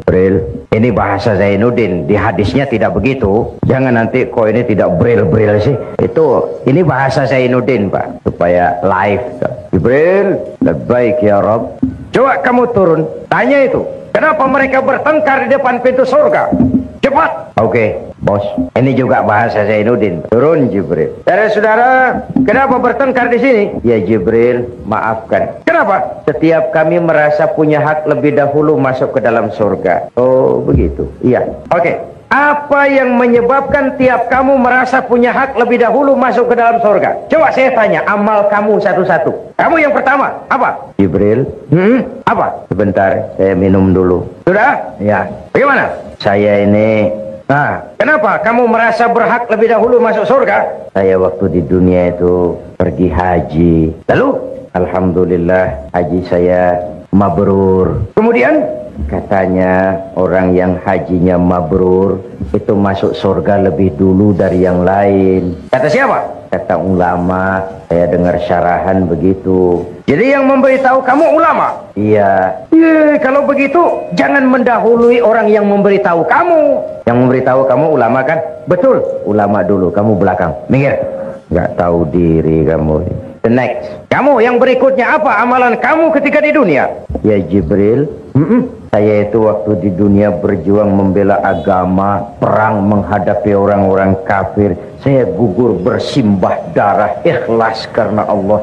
Katanya orang mati syahid masuk surga lebih dulu dari yang lain. Kata siapa? Kata ulama. Juga waktu syarahan saya dengerin begitu. Ah, kamu sama dengan yang tadi. Mundur, belakangan. Ulamanya duluan. Kamu yang ketiga. Jibril, saya waktu di dunia diberikan amanah berupa harta. Lalu harta itu saya belanjakan di jalan Allah. Katanya orang kaya pemurah masuk surga lebih dulu dari yang lain. Kata siapa? Kata ulama. Kalau begitu sumbernya jelas. Ulama, kamu masuk lebih dulu. Ini yang lain belakangan. Ulamanya, ulama yang tahu diri. Kata ulama, ya Jibril, memang benar. Itu yang mati syahid, yang haji mabrur, yang kaya pemurah, saya yang memberitahu, saya yang mengajari mereka. Tapi terus terang saja Jibril, saya ini bisa jadi ulama itu karena dulu ada orang kaya bangun madrasah namanya Al-Junaid. Saya belajar di situ sampai saya jadi ulama. Itu karena orang kaya bangun madrasah. Kalau tidak, sulit saya jadi ulama. Jadi bagaimana? Biarlah orang kaya pemurah masuk surga lebih dulu. Saya ikut menyusul. Asbabun nuzulnya karena dia saya jadi begini. Malu kalau saya harus masuk surga lebih dulu dari orang kaya pemurah tadi. Dia belikan saya kitab, dia bangunkan madrasah, saya belajar di situ. kalau memang begitu permintaan kamu, oke, silakan. Kamu orang kaya pemurah, masuk lebih dahulu. Ini yang ulama ikut. Jadi bapak-bapak, ibu-ibu, walaupun kita bukan ulama, ada harapan masuk surga lebih dulu dari ulama. Kalau Madrasah Al-Junaid dibantu. Sudah jadi ulama tidak, bakhil, pakai apa ke surganya? Nah, di dalam sebuah hadis qudsi Nabi Allah Subhanahu wa taala berfirman, "Uhibbu ahlas sakha wa hubbi lil faqir asy-syaqi ashad." Aku cinta orang pemurah, orang yang suka berderma, tapi aku lebih cinta orang miskin yang pemurah. Orang kaya pemurah, Allah cinta. Orang miskin pemurah, Allah lebih cinta. Kenapa? Kondisi. Orang kaya sodako 1.000 ringgit.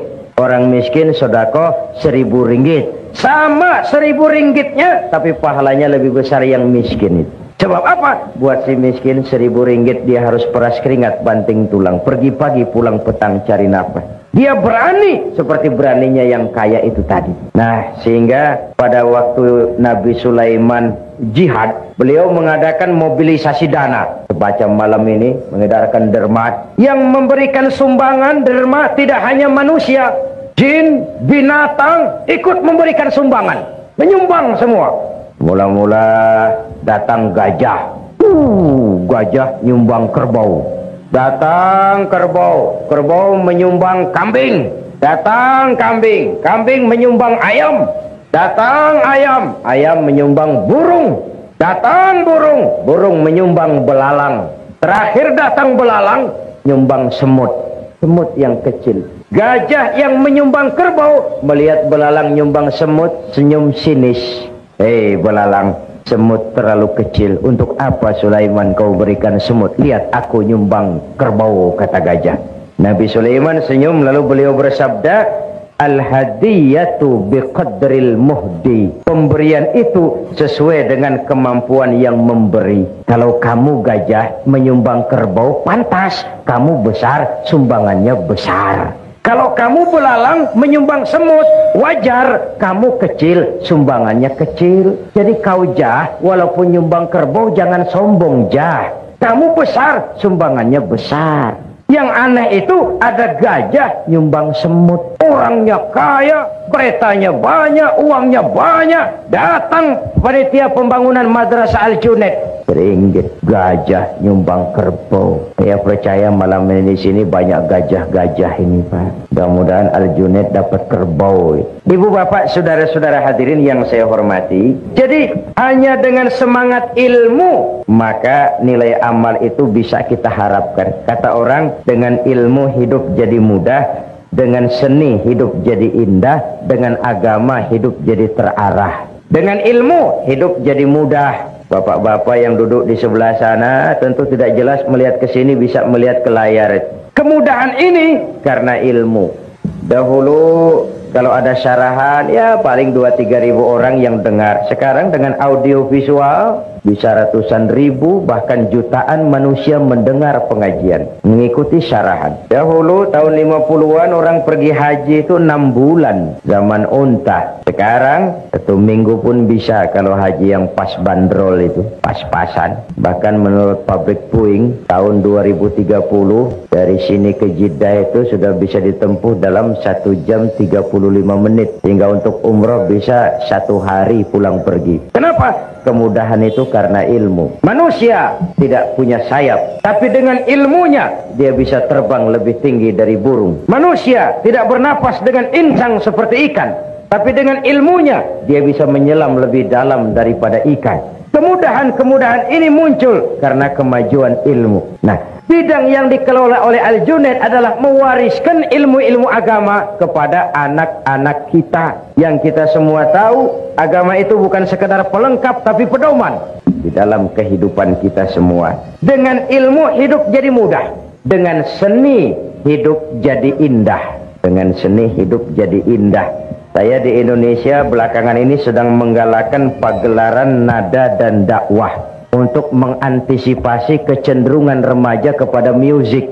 Jadi dakwah syarahan ini bergandeng dengan musik yang bernafaskan agama, kadang-kadang dengan soneta grupnya Roma Irama, kadang-kadang dengan Bimbo, kadang-kadang dengan Nasyidah Ria Semarang. Ibu-ibu, bapak-bapak, saudara-saudara hadirin yang saya hormati, memang dia alatul malahi, tapi kalau tidak membuat orang jadi lalai, menimbulkan semangat, itu juga merupakan bagian dari innallaha jamilun yuhibbul jamal. Allah itu indah dan menyukai keindahan. Allah itu indah dan menyukai keindahan.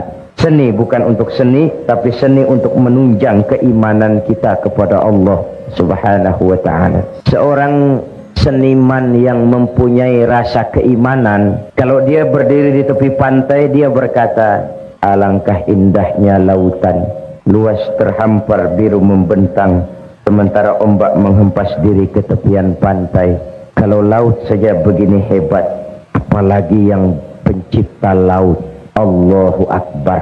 Dia tidak jadi pemuja laut, dia jadi pemuja sang pencipta laut. Seni yang didasari dengan semangat keimanan. Dengan seni hidup jadi indah, dengan agama hidup jadi terarah.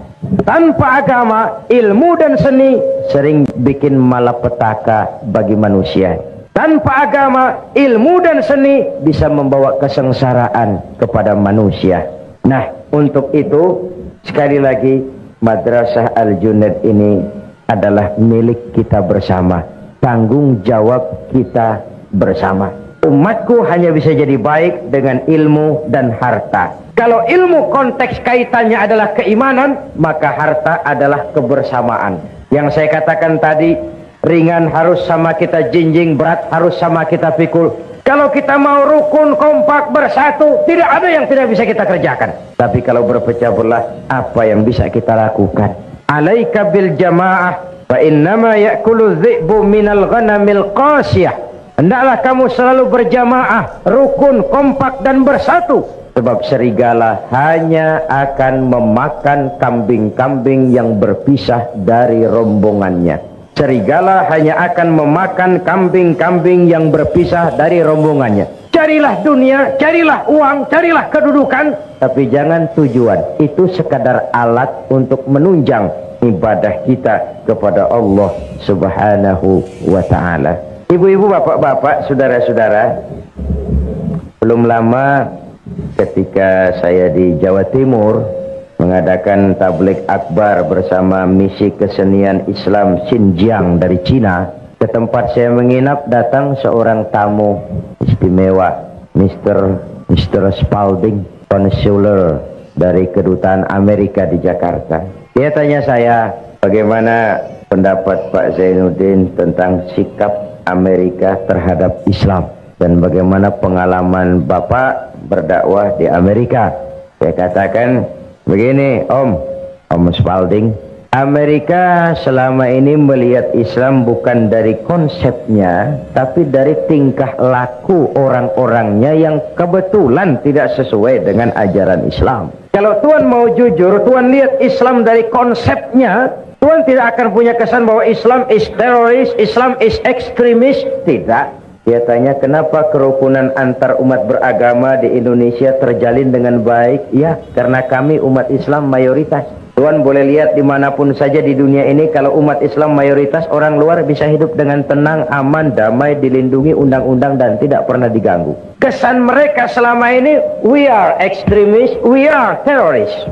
Nah, kita umat Islam punya kewajiban moral karena kita adalah iklan daripada agama kita sendiri. Kita tidak perlu Islam baru, kita hanya perlu cara baru mengemas Islam.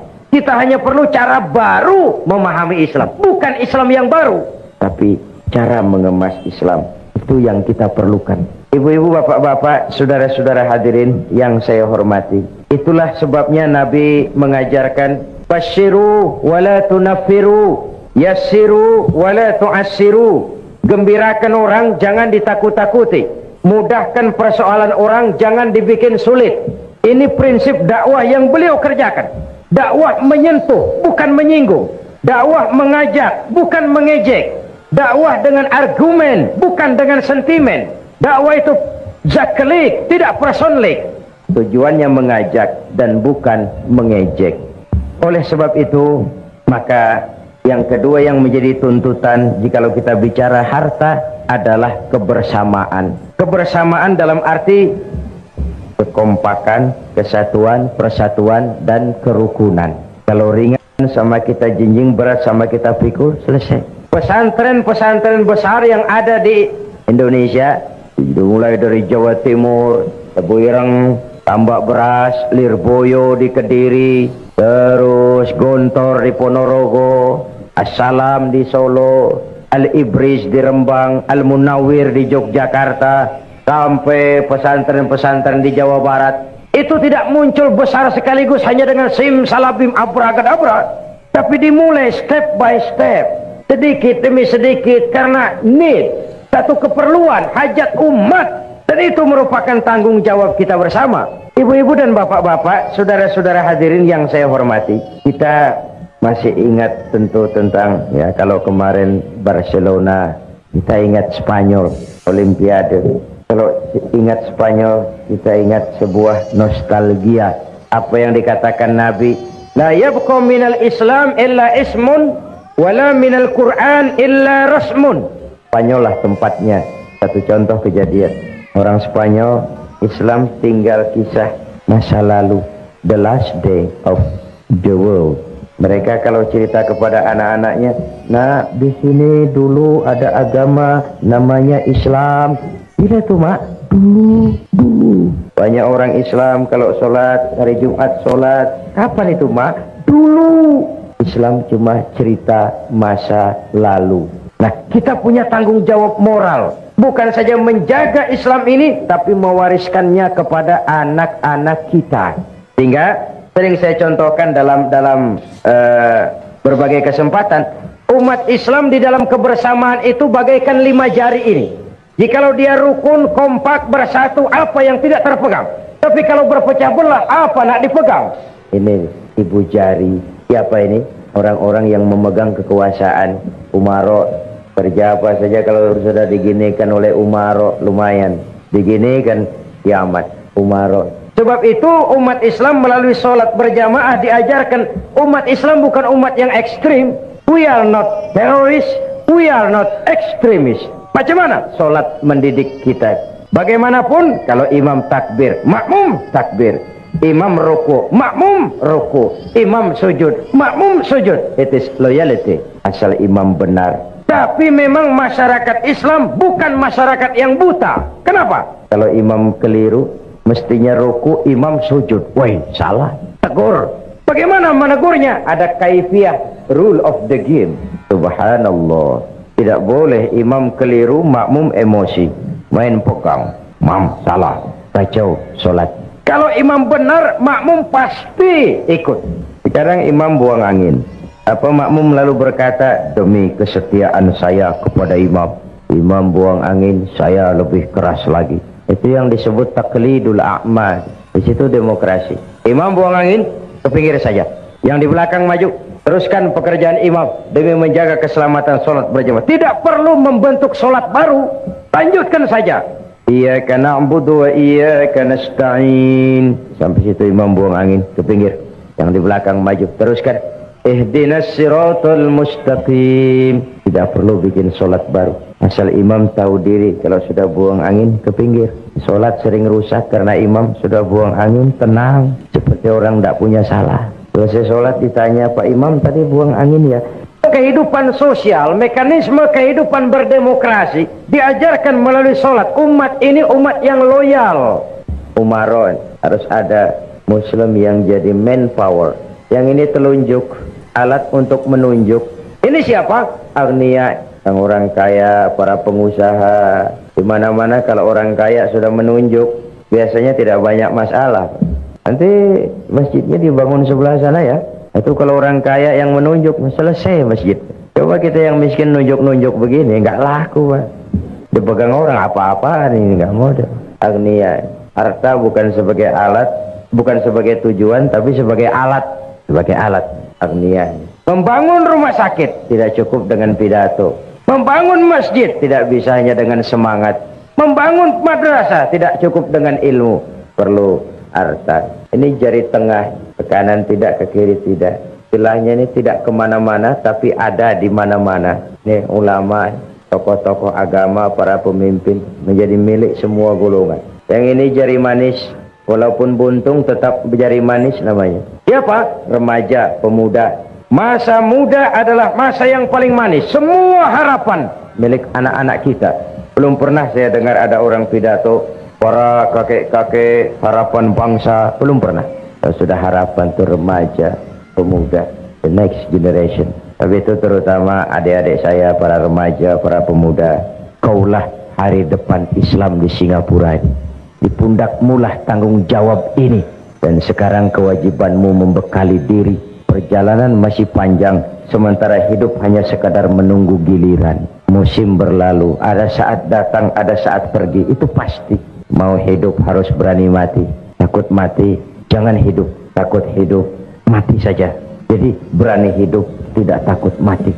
Yang takut mati, tidak usah hidup. Yang takut hidup, silahkan mati.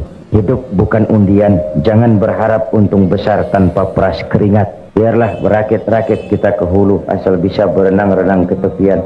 Bagaimanapun lebih baik makan singkong betulan daripada makan roti mimpi.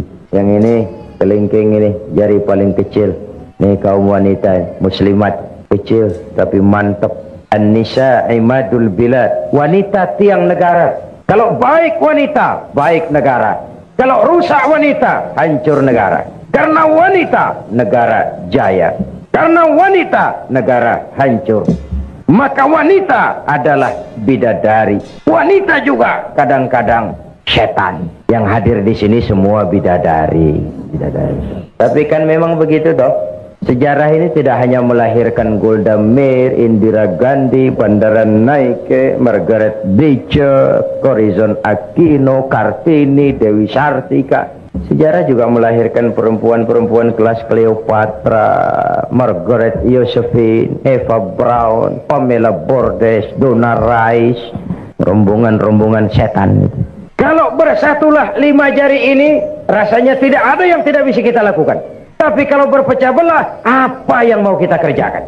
Islam sudah mengikat kita dengan tali akidah. Peristiwa hijrah bersatunya Ansor dan Muhajirin merupakan cermin yang sangat nyata. Begitulah persaudaraan dalam Islam. Tidak, sekali lagi, tidak ada kemenangan tanpa kekuatan, tidak ada kekuatan tanpa persatuan, dan tidak ada persatuan tanpa silaturahmi.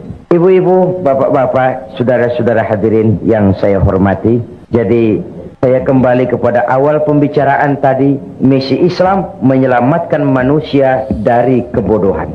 Yang ingin meraih dunia harus dengan ilmu. Yang ingin menjangkau akhirat harus dengan ilmu. Yang ingin dunia dan akhirat juga harus dengan ilmu. Man arada dunya fa'alaihi bil ilmi, wa man arada al akhirata fa'alaihi bil ilmi, wa man aradahuma fa'alaihi bil ilmi.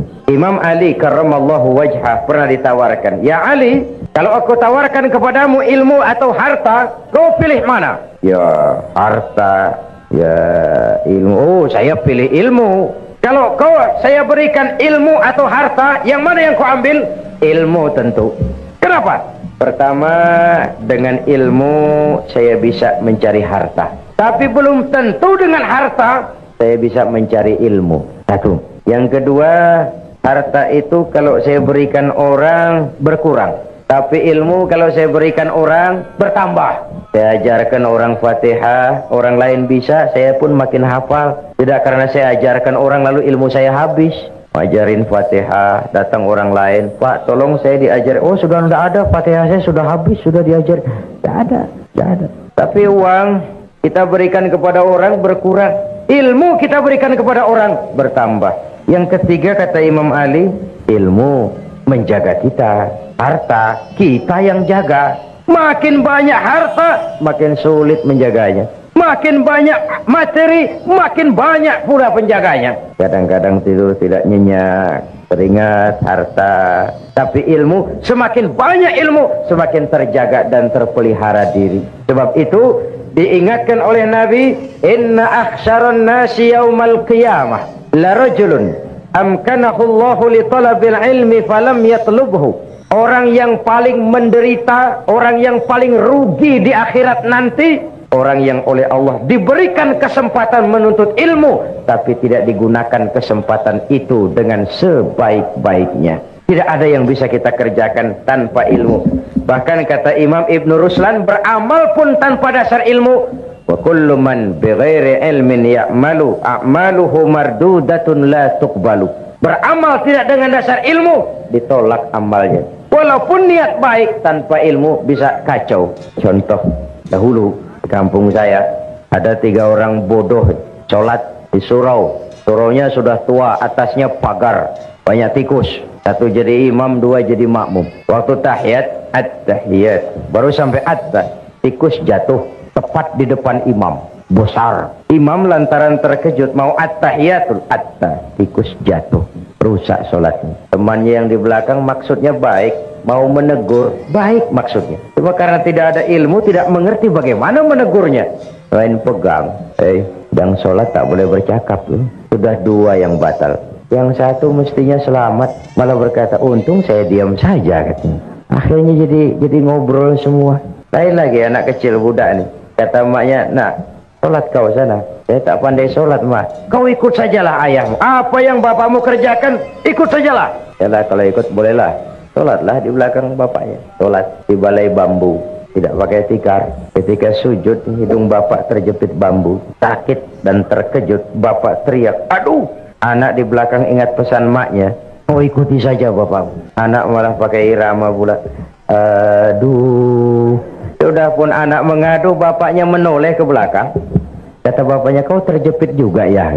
Aduh, bercakap lagi, ngobrol lagi. Ini contoh ringan saja betapa beramal tidak dengan dasar ilmu. Walaupun niatnya baik, hasilnya jadi tidak baik. Umat Islam hanya akan berjaya, bisa berjaya dengan kekuatan ilmu dan kekuatan ekonomi. Dari sini kita berangkat untuk mengejar ketinggalan-ketinggalan kita. Dasar semangat landasannya tidak lain adalah iman dan ukhuwah, keyakinan dan kebersamaan. Karena iman kita hidup, untuk iman kita berjuang, dalam iman kita ingin kembali menghadap Allah. Membina madrasah Al-Junaid, membantu madrasah, bernama buat madrasah, kalau bukan iman yang jadi tuntutan, sulit, berat. Sebagaimana hijrah Nabi dan sahabat ke Mekah, apa nak dicari?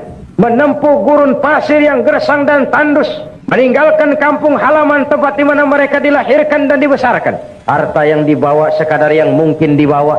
Seluruh keluarga yang berbeda akidah terpaksa to say goodbye my dear. 450 kilo Mekah Madinah. Kalau siang panasnya membakar kulit, kalau malam dinginnya menusuk ke tulang sumsum. Apa yang mereka cari?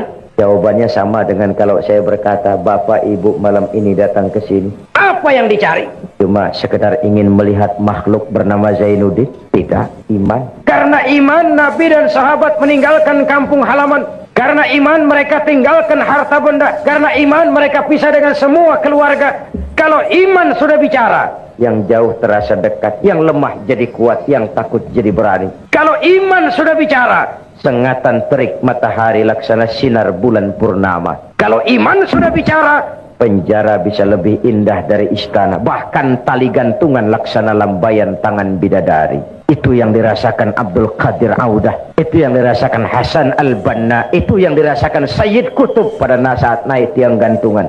Karena iman, tiang gantungan laksana lambaian tangan bidadari. Karena iman kita hidup, untuk iman kita berjuang. Dalam iman kita ingin kembali menghadap Allah. Benteng pertahanan iman termasuk madrasah Al-Junaid, yang buat kita menjaganya dan mewariskannya kepada anak-anak kita. Maka mantapkanlah keimanan dan pupuklah terus semangat kebersamaan. Ibu-ibu dan bapak-bapak, saya ini tadi dari airport langsung ke KBRI, terus langsung ke sini. Jadi memang belum rehat, masih cukup melelahkan, sedangkan acara sampai Senin malam insya Allah.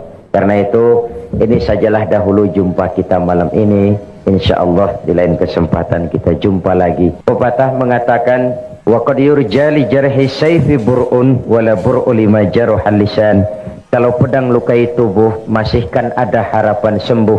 Kalau lidah lukai hati, kemana obat hendak dicari. Untuk itu saya mohon maaf yang sebesar-besarnya. Semoga yang kita infakkan diterima Allah sebagai jariah, dan para pengurus Madrasah Al-Junaid dimudahkan segala usahanya sehingga rencana membangun Madrasah Al-Junaid ini dapat menjadi kenyataan dalam waktu yang tidak lama. Terima kasih, mohon maaf. Usikum wa nafsi bitaqwallah. Wassalamualaikum warahmatullahi wabarakatuh. Mari kita berdoa. Semoga semua kita yang hadir di sini dikuatkan iman dan Islam, dikokohkan kesatuan dan persatuan, dimudahkan usaha dan dimurahkan rezeki untuk menunjang jalan ibadah kepada Allah. Ala hadhihi niyyah wa kulli niyyatin salihah wa ila hadratin nabi. Al-Fatihah. Bismillahirrahmanirrahim. Shiratal ladzina an'amta 'alaihim. Bismillahirrahmanirrahim. Alhamdulillahi rabbil alamin. Allahumma salli wa sallim ala sayyidina Muhammad wa ala alihi wa sahbihi ajma'in. Ya Latif ya Khabir, ya Sami'u ya Basir, ya man la yahtaju ila al-bayan wa tafsir, ya man bil ijabati jadir, innaka ala kulli shay'in qadir. Hajatuna ilayka kathir wa anta alimun biha wa basir.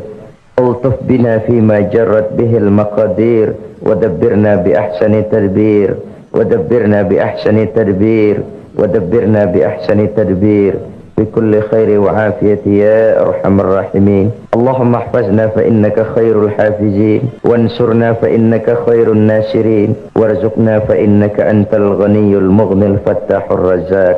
اللهم سهل أمورنا وتمم تقصيرنا برحمتك يا أرحم الراحمين. اللهم أصلح من في صلاحه صلاح المسلمين، اللهم أهلك من في هلاكه صلاح المسلمين. اللهم اغفر لنا ولوالدينا وارحمهما كما ربيانا صغارا. ربنا آتنا في الدنيا حسنة وفي الآخرة حسنة وقنا عذاب النار. صلى الله على سيدنا محمد وعلى آله وصحبه أجمعين. سبحان ربك رب العزة عما يصفون، سلام على المرسلين، والحمد لله رب العالمين. الفاتحة. يا أرحم الراحمين ارحمنا، يا أرحم الراحمين ارحمنا، يا أرحم الراحمين ارحمنا.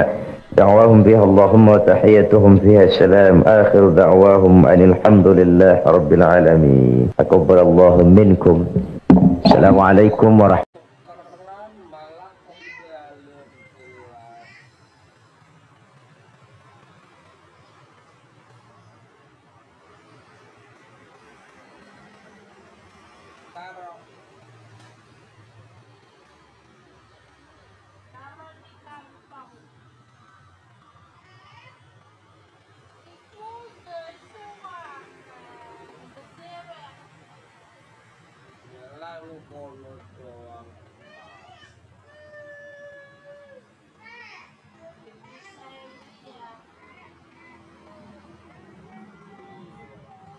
Kan di tengah dole 21 cepat soalnya. Iya dong, biar kayak yang lain, biar cepat.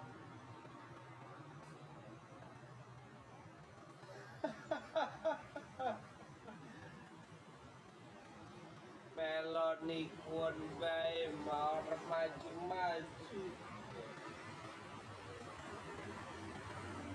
Terpuruk baik kayak kuning TF bukan ibaratnya kono. Iya ibaratnya kan terpuruk kuning TF juga larang perbandingan Nestamo.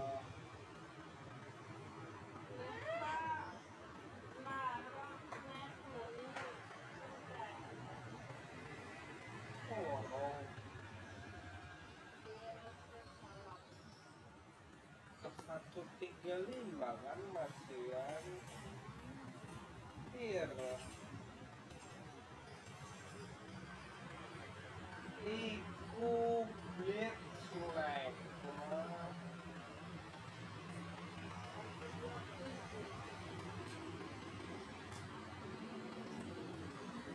Abdullah sewu betul ya. Satu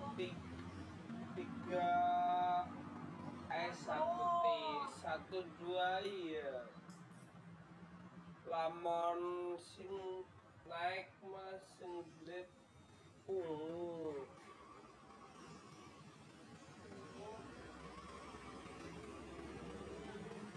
Wis 18.000.